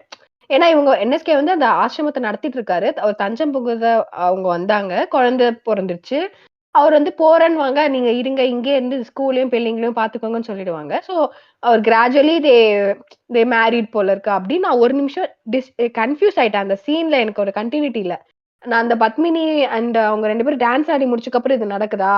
அப்புறம் கொஞ்ச நேரம் கழிச்சு இவங்க இந்த ஃபியூச்சர் டைம் டிராவல் பண்றதெல்லாம் காமிச்சு ஆடியன்ஸ் ஒரு ஷார்ட் காட்டுவாங்க. அப்புறம் தான் அப்பாடா இது நாடகம் அப்படின்னே எனக்கு வந்து ஐடியா வந்தது. அப்புறம் அவர் வந்து சொல்லுவாரு, குடியரசு ஆயிடுச்சு நம்ம நாடு. சோ ஒவ்வொருத்தருமே இனிமே வந்து ராஜா தான் இங்க. நம்மள யாரும் ஆள வேணாம். நம்ம எல்லாரும் ராஜா அப்படின்னு சொல்லுவாரு. ராஜா தான் அதோ ராஜா வந்திருக்காரு. பிச்சைக்கார ராஜா. அவருக்கு என்ன குடுக்கறது அப்படின்னு சொல்லி பேசும்போது தான் இவங்க வந்து நீங்க சொன்ன மாரி அந்த எனக்கு அந்த டைம் டிராவல் கான்செப்ட் எனக்கும் பார்த்து ரொம்ப ஆச்சரியமா இருந்தது. நானும் அவர் சொன்னது எல்லாத்தையும் பார்த்து, என்னடா இது அவர் சொன்னதுல ஒண்ணு கூட நம்மளால வந்து சாத்தியமாயிடுச்சு. இது இப்ப சாத்தியமாயிடுச்சு. அதாவது கிட்டத்தட்ட 70 வருஷம் கழிச்சு இப்ப 10 வருஷத்துல அவரு வந்து கனவு கண்டிருக்காரு. ஆனா அவர் கனவு வந்து இவ்ளோ வருஷம் ஆயி கூட 70 வருஷத்துக்கு மேல ஆயி கூட அது சாத்தியமாகல. ஒரு எந்த அளவுக்கு என்னால அது வந்து 100% அவர் சொன்ன எந்த பாயிண்ட்டுமே சாத்தியமாயிடுச்சுன்னு சொல்ல முடியாது. ஒரே ஒரு விஷயம். அவரு இன்னொரு மெசேஜ் வேற சொல்லுவாரு. இப்ப நம்மலாம் இதெல்லாம் அச்சீவ் ஆவறதுக்கு அவ சொல்லுவா, "நான் இந்த 60ஸ்லயே இருக்கேன். நான் 50க்கு போமாட்டேன்" அப்படின்னுவா அவ வந்து. உடனே அதெல்லாம் இல்ல நம்ம இதுக்கு போய் தான் ஆகணும். வந்தோனே பிச்சைக்காரன் வந்து பிச்சை கேட்கிறானே! நம்ம ஒரு விஷயம் பண்ணா நம்ம எல்லாம் நம்ம எதிர்பார்த்த அந்த 60ஸ்க்கு வந்துரலாம். அப்ப என்னன்னு கேட்கும்போது, தேர்தல் வரும். அதுல வந்து நம்ம சரியான ஆளுக்கு ஓட்டு போடணும். எனக்கு என்னமோ அதுல அப்போ வந்து ஒரு திமுகவ மீன் பண்ணி ஒரு மெசேஜ குடுத்தாரோ! அப்படின்னு எனக்கு வந்து தோணுச்சு. ஒரு ஹிடனா. அட்லீஸ்ட் சரியான ஆளுக்கு ஓட்டு போடணும் அது அப்படின்றதையாவது 1950ஸ்ல வந்த படம். அப்புறம் இன்னொரு சீன்ல நீங்க சொன்ன மாரி, "என்ன பிள்ளையார் கோயில்ல பள்ளிக்கூடம் நடக்குது" அப்படின்னு சொல்லுவாங்க. கோயில வந்து பள்ளியா ப அ டீச் பண்றதுக்கு யூஸ் பண்றாங்க. அப்படி ஒண்ணு சொல்லுவாரு. அதே மாரி நீங்க சொன்ன மாரி மகாத்மா சொன்ன அந்த பொண்ணுங்க வந்து ஜுவல்ஸ போட்டுட்டு தனியா ஒரு இடத்துல இருந்து இன்னொரு இடத்துக்கு வந்துட்டா அப்பதான் சுதந்திரம். அதுக்கப்புறம் அதுல ஒரு பாட்டு பாடுவாங்க. அந்த பாட்டுல வந்து இந்த பொதுக்கூட்டத்துக்கு அடிக்கடி நீங்க போயிடுறீங்க. நீங்க மாலை வாங்கும்போது வெறும் நாறு மட்டும் எடுத்துட்டு வரீங்க அப்படின்னு அவ சொல்வா. ஸோ நீங்க வந்து வீட்ல என்ன இருக்குன்னு பார்க்காம கூட்டம் கூட்டம்னு போயிடுறீங்க. அந்த மாரி ரெஃபரன்ஸும் சொல்லியிருப்பா. இன்னொன்னு வந்து நெறைய பஞ்சம் இருக்கு இந்த ஊர்ல அந்த மாரியும் சொல்லுவா. அப்புறம் ஒண்ணே ஒண்ணு. அவ வந்து அரிசி அரிசி தான் நம்ம நெறைய சாப்பிடுறோம். தானியங்கள் தான் சாப்பிடணும். அரிசி வந்து நெறைய நெறைய ஃபார்மேட்ல நம்ம சாப்பிட்டுட்டு இருக்கோம்ன்னு, ஒரு நாடகத்துல ஒரு ஆள் எவ்ளோ மெசேஜ் கன்வே பண்ண முடியுமோ அவ்வளவும் பண்ணியிருப்பாரு. நீங்க சொன்ன அதே நாடகத்துல. டைட்டிஷியனாவும் இருந்திருக்காரு. சரி, எனக்கு ஒரே ஒரு சந்தேகம். இவ்வளவு நேரம் பேசிட்டு இருந்தீங்களே, இது வந்து மணமகள் படத்தோட பார்ட்டா? ஆ. ஆமா. ஏன்? ம். படத்தோட இன்டிகிரேட் ஆயா வந்துச்சு இது? இல்ல நீங்க பார்க்கறப்ப நடுவுல இல்ல இருந்ததா? மணமகள் படத்துல இந்த நடுவுல ஒரு டிராமாவ அந்த ஸ்கூல்ல போடுவாங்க. அவரு ஸ்கூல் நடத்துறாருல அதுல போடுவாங்க. ஓகே. இல்ல ஏன்னா, நான் வந்து 1967 என்எஸ்கே அப்படின்னு சொல்லிட்டு ஒரு படம் ரிலீஸ் பண்ணியிருந்தாங்க ஆக்சுவலா. ம். அவர் சீக்கிரமா இறந்துட்டாரு. 1950ஸ்லயே வந்துட்டு என்எஸ்கே இறந்துட்டாரு. ம். அதுக்கப்புறமா கலைஞர் சாரி அண்ணா ஆட்சிக்கு வந்ததுக்கு அப்புறமா வந்துட்டு என்எஸ்கேவை கௌரவிக்கிறதுக்காக 1967 என்எஸ்கே அப்படின்னு சொல்லிட்டு ஒன்று ரிலீஸ் பண்ணாங்க. ஸோ அதில் வந்துட்டு என்ன பண்ணியிருப்பாங்கன்னா என்எஸ்கேவுடைய நாடகங்கள் அதே மாதிரி படத்துல இருந்த அந்த சில பார்ட் எல்லாம் மட்டும் எடுத்து தனித்தனியா கட் பண்ணி இதோட லைக் ஒரு படம் மாதிரி பேசிக்கலி கம்பைல் பண்ணி ரிலீஸ் பண்ணியிருப்பாங்க. அதுலதான் வந்து நான் இதை பார்த்தேன். அதை பார்த்துட்டு அப்புறமா எனக்கு மணமகள் அது பாக்குறப்ப இது நிஜமாவே இதோட பார்ட்டா இல்ல அங்க இருந்து கட் பண்ணி இதுல போட்ட மாதிரி இதுல இருந்து கட் பண்ணி அதுல போட்டிருக்காங்களா, மொத்தமா குழம்பிருச்சு இது. லைக் அந்த ஒரு கொஹரன்ஸே இல்ல நிறைய படங்கள்ல. மெசேஜ் சொல்லணும்னு அவர் எடுத்துக்கிட்ட ஒரு டெம்ப்ளேட் தான் நாடகம். அத வந்து முடிஞ்ச அளவுக்கு அவரோட எல்லா கருத்துக்களும் அவர் மனுஷன் வந்து இப்ப வரைக்கும் அப்ளை பண்ற அளவுக்கு கருத்தை வந்து 4 படமா எத்தனை மொத்த படம் அவர் நடிச்சிருக்காரு எடுத்திருக்காரு தெரியல. பட் நம்ம இப்ப கவனிச்ச படத்திலேயே அப்படியே என் நம்பர் ஆஃப் கருத்துக்களை வந்து அவர் சொல்லிட்டு போயிருக்காரு ஆக்சுவலா பார்த்தா. 150 பிளஸ் படம் பரவாயில்ல. எடுத்திருக்காரு. ஆனா எல்லாம் நல்லா ஓடின படத்தெல்லாம் under rated real under rated Kalaivanar ஆமா தான். உண்மையிலே அவரை பத்தி எனக்கு நம்ம இத எடுத்து பேசாத வரைக்கும் நான் அவரை வந்து என்எஸ்கே ரம்யாவோட தாத்தான்றதை தவிர அதாவது ஒண்ணும் எனக்கு பெருசா தெரியல. மனசாட்சியே இல்லையா? அதுவும் ஏன் தெரியல. ஒரு என்னாச்சு? 30 வருஷம் கழிச்சு குழந்தைங்க எல்லாம் திரும்ப வந்துட்டு எனக்கு வடிவேல் அண்டர் என்எஸ்கேன்னு ரேட்டடுங்கிற சொன்னப்ப மாதிரி அந்த இருக்குது. சிரிச்ச மூஞ்சி என்னங்க என்ன இப்பயே underrated? ஏன் இந்த மாதிரி underrated? இப்ப வந்து இந்த பீரியட்ல வந்து மோஸ்ட்லி எல்லாத்துக்கும் எம்ஜிஆர் சிவாஜி தெரியும். அதுக்கு அடுத்து கட்டது நாகேஷ், அப்புறம் எம்ஆர் ராதா, இவங்களை பத்தி ரெகுலரா நம்பியாரு. ம். நம்பியாரு, இவங்களை பத்தி அட்லீஸ்ட் வாட்ஸ்அப் ஸ்டேட்டஸாவது அந்த காலத்து பூமருங்க போடுறாங்கன்னு வச்சுக்கோங்க. கலைவாணர் போட்டு கன்னியாகுமரி ஏதாவது மக்கள் வந்துட்டு பாத்திருக்கீங்களா? அடிக்கடி போடுவாங்க. ஆமா. கன்னியாகுமரி மக்கள் வந்துட்டு அடிக்கடி போடுவாங்க. அவங்க தான் ஊர்க்காரங்க.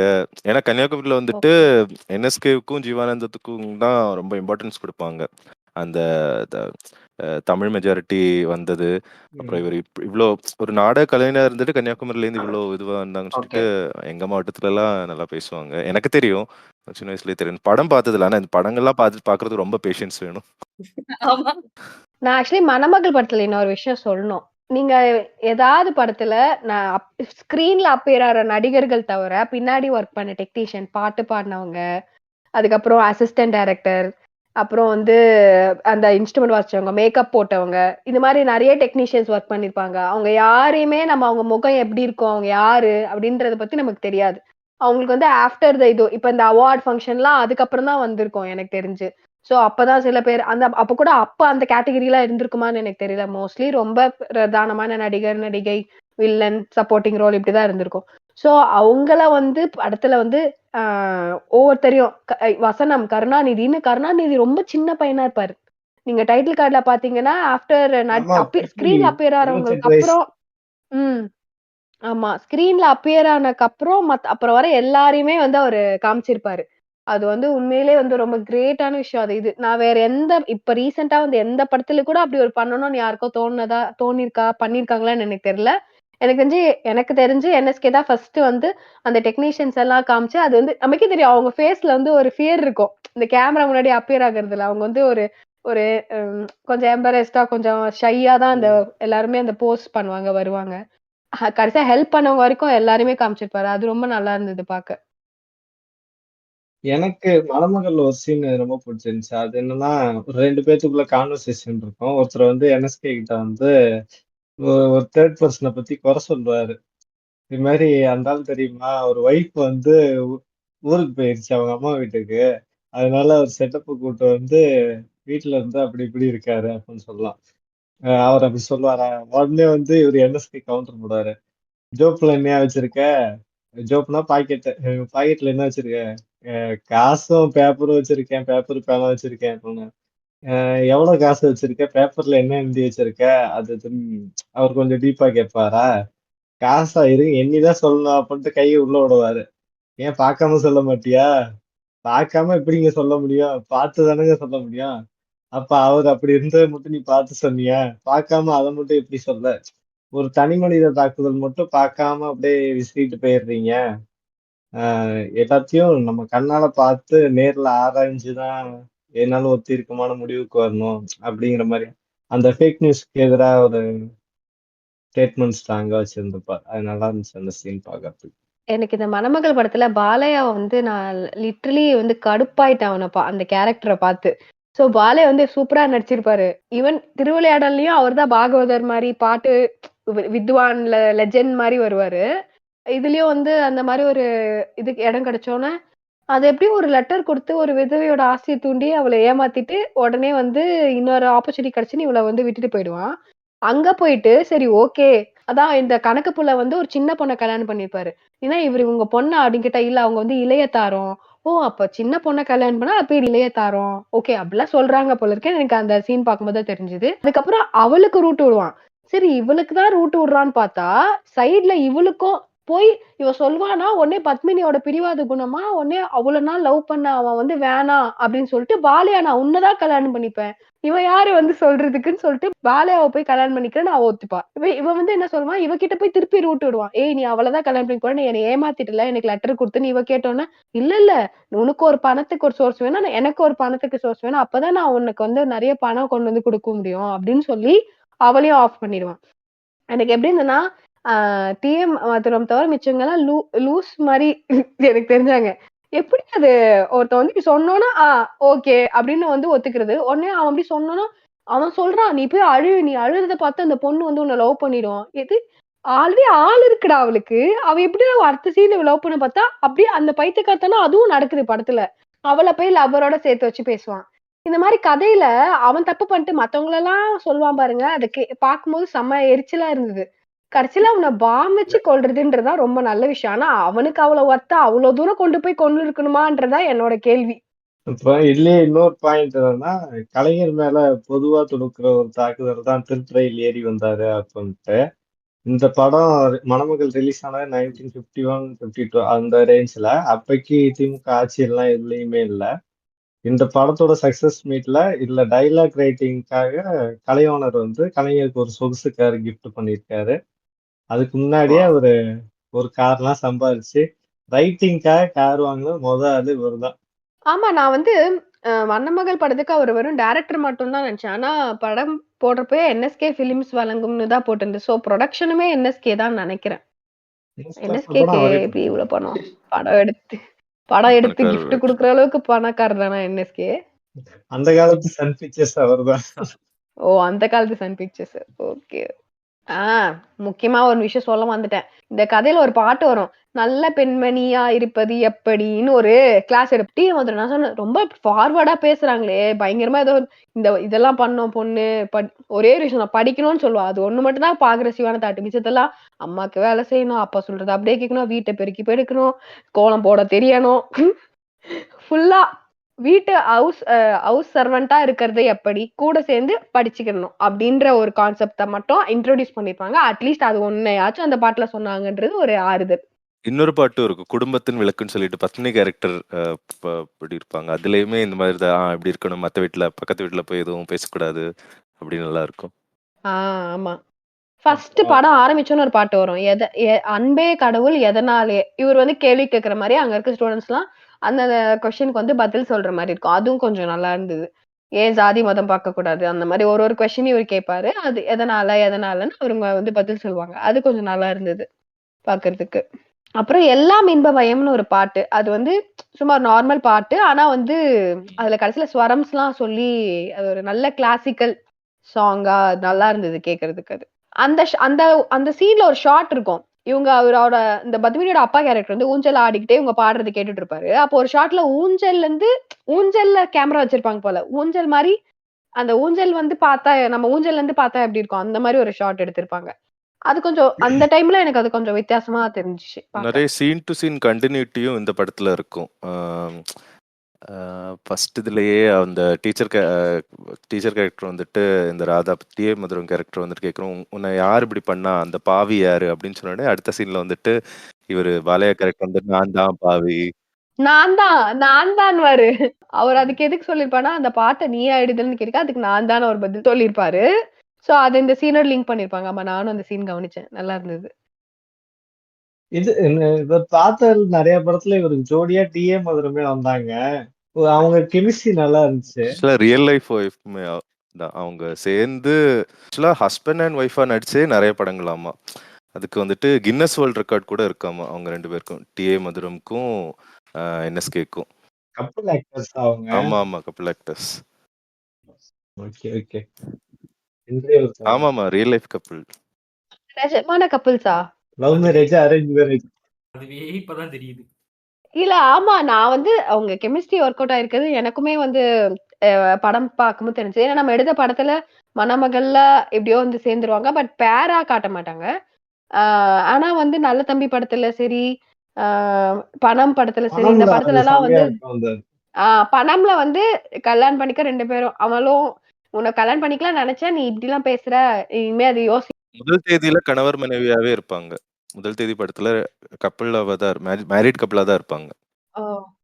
ஓகே. சோ 4 படத்துலயுமே வந்து அந்த அவங்க அப்பியரன்ஸ் இருக்கும். மோஸ்ட்லி 3 படத்துல அவங்க கப்பிள் ஒரு டு பி லவர்ஸ் அந்த மாதிரி இருக்கும்போது நான் வந்து சரி ஓகே ஏதோ ஒரு கெமிஸ்ட்ரி இருக்கு அப்படின்னு நினைச்சேன். பட் அவர் ஒய்ஃப்லாம் எனக்கு தெரியாது. அவருக்கு ஒய்ஃப் இல்லையா வேற?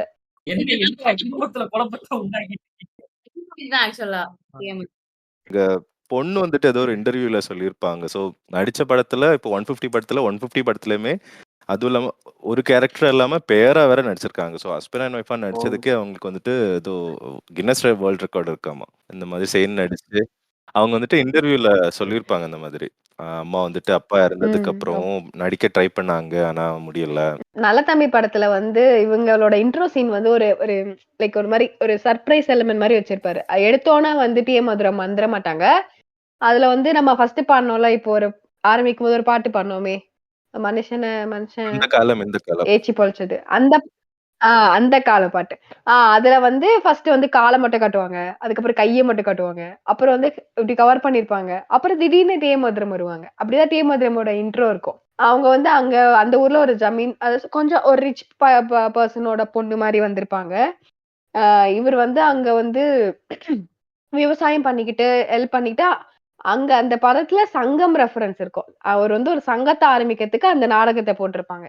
சோ அந்த சீன்ல இருந்து படம் வந்து ஆரம்பிக்கும். இல்ல, இந்த இங்க ஜமீன் இறந்துருவாரு. அவரு உயில எழுதி வச்சிருப்பாரு. அந்த உயிலை யாருக்கு எழுதி வச்சிருப்பாரு? நல்ல தம்பிக்கு. சோ அங்க இருந்து கதை ஆரம்பிக்கும். சோ நல்ல தம்பியோட இன்ட்ரோடக்ஷன் வந்து இந்த சங்கத்தை அமைக்கிற அந்த நாடக இதுல இருந்து ஆரம்பிக்கும். அது பார்க்க ஆக்சுவலி நல்லா இருந்துதான். அந்த இதுலயே வந்து இன்னொரு நாடகம் போடுவாங்க. இந்திரனை வச்சு. இந்திரன் வந்து இவங்க நாரதர் வந்து அவங்கள கூட்டு போயிட்டு, இவங்க யாரு? நாங்க வந்து மனுஷங்க. இவங்கலாம் தேவருக்கெல்லாம் தலைவர். இவர் அரசர். அது நமக்கு தெரியும். அது எவ்வளவு சர்க்காஸ்டிக்கா அவர் வந்து இந்திரனை வந்து ரெஃபர் பண்றாரு அப்படி சொல்லிட்டு நமக்கு தெரியும். அப்போ வந்து அவங்க எங்களோட நாடு தமிழ்நாடு ரொம்ப பெருசா இல்ல, பெருமை வாய்ந்தது அப்படின்னு அப்ப எனக்கே தோணுச்சு, ரொம்ப அவர் வந்து தமிழ், திருவள்ளுவர், திராவிட கருத்துக்கள் எல்லாத்தையுமே வந்து ரொம்ப ஸ்ட்ராங்கா பிலீவ் பண்ணிருக்காரு. இதெல்லாம் வந்து it's going to change everything அப்படின்னு.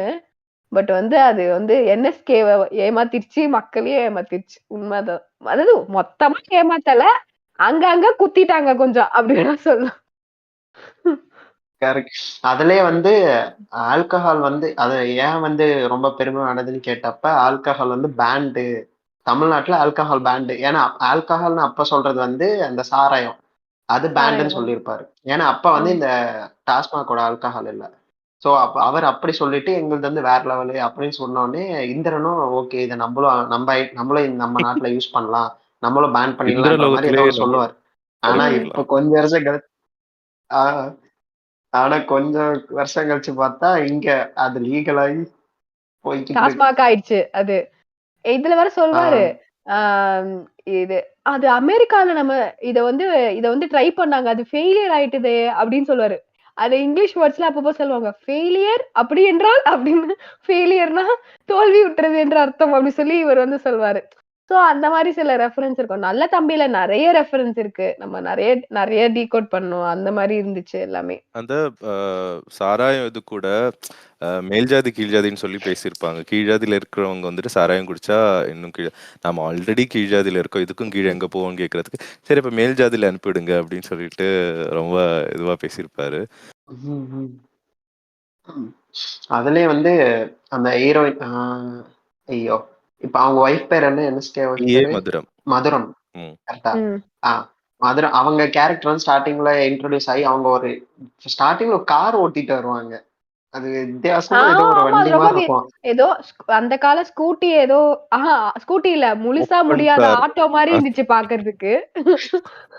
ஆனா அவங்க அத ஆனா அத காருன்னு சொன்னாங்க. காருன்னு சொன்னாங்க. ஒரு ஆள் மட்டும் போறா. எனக்கு என்ன தோணுச்சுன்னா, இது ஒரு வேள என்எஸ்கே புதுசா கண்டுபிடிச்சாரா அந்த படத்துக்காக சும்மா ஒரு எல்லாத்தையும் ஒட்டி வச்சு, இல்ல வந்து மேபி அப்ப ஏதாவது ஒரு அ இந்த மாரி இப்பயே நெறைய கண்டுபிடிப்புகள் வருது. ஆனா நமக்கு அது தெரியறதில்ல வெளிய. அதுக்கு பேட்டர்ன் எடுக்கிறதுக்கு, அது கண்டுபிடிக்கிறவங்களுக்கு அது அதுக்கப்புறம் ப்ரொசீட் பண்றது எப்படின்னு தெரியாது. இந்த அந்த டேலண்ட்ஸ ம். வந்து யூஸ் பண்ணி, இப்ப இந்த அறம் படத்துல எடுக்க மெஷின் வச்சிருப்பான். ஆனா வந்து அத அவன் யாரு என்னன்ற டீட்டெயில்ஸ் தெரியாது. அதனால இவங்களால அத யுட்டிலைஸ் பண்ணிக்க முடியாது. அந்த மாரி நெறைய அன்னோன் டேலண்ட்ஸ்லாம் இருக்கு. அந்த மாரி அப்ப இருந்தத என்எஸ்கே கண்டுபிடிச்சு படத்துல யுட்டிலைஸ் பண்ணாரா? என்னன்னு எனக்கு தெரியல. பட் அது ரொம்ப வித்தியாசமா இருக்கும். அத வந்து அது எனக்கு என்னமோ அது யாரோ ஓட்டுன மாரி இல்ல. உள்ள அதுக்குள்ள உட்கார்ந்து இப்படி நடந்து போன மாரி தான் எனக்கு இருந்தது. அது ஆக்சுவலி பார்க்கும்போது. ஐயோ! ஆனா அதுக்கு ஸ்டியரிங்லாம் ஆனா இருந்தது. ம். அது என்னது? வீட்டுக்குள்ள வேற ஓட்டி போவாரு. ஆமாமா. வீட்டுக்குள்ள ஒரு ஸ்டீரியோ இருக்கு. ஆமாமா. அத வந்து ஸ்டார்ட்டிங்ல ஒரு ஏன்னா அந்த காலத்துல இல்ல, இந்த காலத்துல யாராச்சும் பைக் ஓட்டுனாங்க உமன்னு சொல்லிட்டு டேக் பண்ணி ட்ரோல் பண்ணிட்டு இருக்காங்க. ஆனா அப்பயே வந்து ஒரு பொண்ண ஓட்டுற மாரி காட்டி, தனியா ஓட்டிட்டு வர மாரி காட்டி, அப்புறம் ஒரு உமனுக்கு வந்து ஒரு இப்பயே நம்மளால அந்த நெறைய படத்துல எதிர்பார்க்க முடியாத விஷயம் வந்து அப்ப அங்க குடுத்து வச்ச மாரி இருந்துச்சு. அதுலயும் அவங்க 2 பேர் வந்து பேசுவாங்க இறங்கி உட்காந்து. பேசும்போது ஒரு ஏதோ தட்ட மாரி கிடக்கும், இரும்பு தட்ட. அத வந்து தூக்கி போட்டுருவாங்க.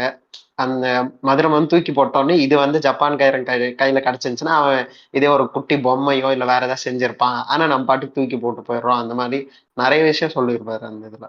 நம்ம ரிசோர்ஸஸ வந்து ஒழுங்கா யூஸ் பண்ணிக்க மாட்றோம் அப்படின்றத ம், வந்து ம். மீன் பண்ணி சொல்லியிருப்பாரு. ஆ அதே மாரி இவர வந்து ஜமீன் ஆக்கிடுவாங்க. சோ இவர் வந்து அவரு ஜமீன் அப்படின்ற ஒரு ஸ்டேட் அவருக்கு கிடைச்சக்கப்புறம் அவரு இவர பார்த்துட்டு இவரு முன்னாடியே இறங்கிடுவாரு. அதுக்கப்புறம் நெக்ஸ்ட் டே தான் போவாரு. இவரு வந்து யாரோ ஒருத்தனுக்கு பெட்டி தூக்கின்னு போயி அங்க போவாரு. அதனால இவரு ஜமீன்னே அவங்களுக்கு யாருக்கும் இவர தெரியாது. அதுக்கப்புறம் பானுமதி இருப்பா. பானுமதி வந்து ஃபர்ஸ்ட்டு ஒரு நாடகம் வருது அவளது.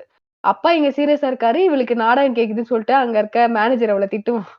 அப்போ வந்து அவ பானுமதி வந்து அங்க இந்த சீசர வச்சு ஏதோ ஒரு கதை, ஏதோ ரோமானிய படம் வந்து வருது. எனக்கு அந்த கதையே புரியல. அவ என்ன என்ன ரெஃபர் பண்ணி அவங்க நாடகத்த போட்டாங்கன்னு எனக்கு புரியல. பட் கடைசியா வந்து ஊருக்கு வந்துருவா. சோ இந்த உயில பார்த்துட்டு மேனேஜருக்கு சுத்தமா இன்ட்ரெஸ்ட் இருக்காது. என்னடா எவனையோ தூக்கின்னு வந்து இதுக்கு தான் வாரிசுன்னு சொல்றாங்க அப்படின்னு. அப்புறம் இவன் வந்துட்டு எல்லா தான தர்மமும் பண்ண ஆரம்பிச்சிருவான். அந்த சீன்லாம் ரொம்ப நல்லா இருந்தது. இவன் வந்து ஏலம் விடுறேன்னு சொல்லிட்டு எல்லா வீட்டுக்கும் போயிட்டு ஃபர்ஸ்ட்டு இவனும், அவளும் போயிட்டு வேற 2 கிராமத்தோட நெலைமைய பாப்பாங்க. அங்க வந்து எல்லாமே ரொம்ப பஞ்சம் இருக்கும். ஒரே ஒரு ட்ரெஸ் தான் இருக்கும். அந்த ட்ரெஸ்ஸ கழட்டி குடுத்துட்டு இன்னொரு அம்மா கழட்டி குடுத்தோனே, பொண்ணு மாட்டின்னு வந்து வெளில நின்னு பேசுவா. அந்த மாரி ரொம்ப ஏழ்மை இருக்கும் எல்லா ஊர்லயும். இப்ப அப்புறம் இவரு எல்லாத்தையும் பாத்துட்டு வந்து, இந்த அம்மா வந்து நெனச்சத கட்டிக்கிறதுக்குன்னு அவ்ளோ புடவ அடுக்கி வச்சிருப்பாங்க. இப்ப வந்து பாத்தா நெறைய வீட்ல பெண்களோட பெட்டியில பாத்தா நெறைய புடவையும், நெறைய ட்ரெஸ்ஸும் இருக்கும். அது ரொம்ப காமன். பட் அப்ப வந்து ஜமீன் கிட்ட மட்டும் தான் அந்த அளவுக்கு இருந்திருக்கு. ஸோ அ ஸோ அதனால வந்து அவன் அவன் வந்து எல்லாத்தையும் எடுத்துட்டு வந்து ரூ. 1 ரூ. 2 சொல்லி எல்லாத்தையும் வித்து, ஸோ ஃபைனலி அந்த எல்லாத்தையுமே வந்து தானமா குடுத்து, அந்த ம். மக்கள வந்து இதுல வந்து பொது சொத்த பத்தி பேசியிருப்பாங்க. அது ரொம்ப நல்லா இருந்தது. இது அவரு ரஷ்யா போயிட்டு வந்ததுக்கப்புறம் இந்த கருத்து அவர் மைண்டுக்கு வந்ததா? இல்ல முன்னாடியே இத அவரு இம்ப்ளிமெண்ட் பண்ணாரான்னு எனக்கு தெரியல. பட் பொது சொத்து, நிலங்கள வந்து இது ம ம உழைக்கிற மக்களுக்கே குடுத்துறணும். அப்புறம் பண்ண முறையில வந்து கூட்டு பண்ண மாரி எல்லாரும் சேர்ந்து பொருள்கள வாங்கிட்டு, சங்கம் மாரி வச்சு எல்லாரும் வந்து பொருள யூஸ் பண்ணி விவசாயம் பண்ணி, அவங்க வந்து அவங்களுக்கான ப்ராஃபிட்ஸ் எல்லாம் கிடைக்கணும்னு நம்ம இப்ப வரைக்கும் கூட ரியல் டைம்ல சாத்தியப்படுத்த வேண்டிய விஷயங்கள வந்து அவரு அந்த படத்துல நெறைய பேசியிருப்பாரு. நெறைய இடங்கள்ல பேசியிருப்பாரு. ஐயோ! இவரு என்னடா இப்படி யோசிச்சிருக்கான் மனுஷன் அப்படின்னு.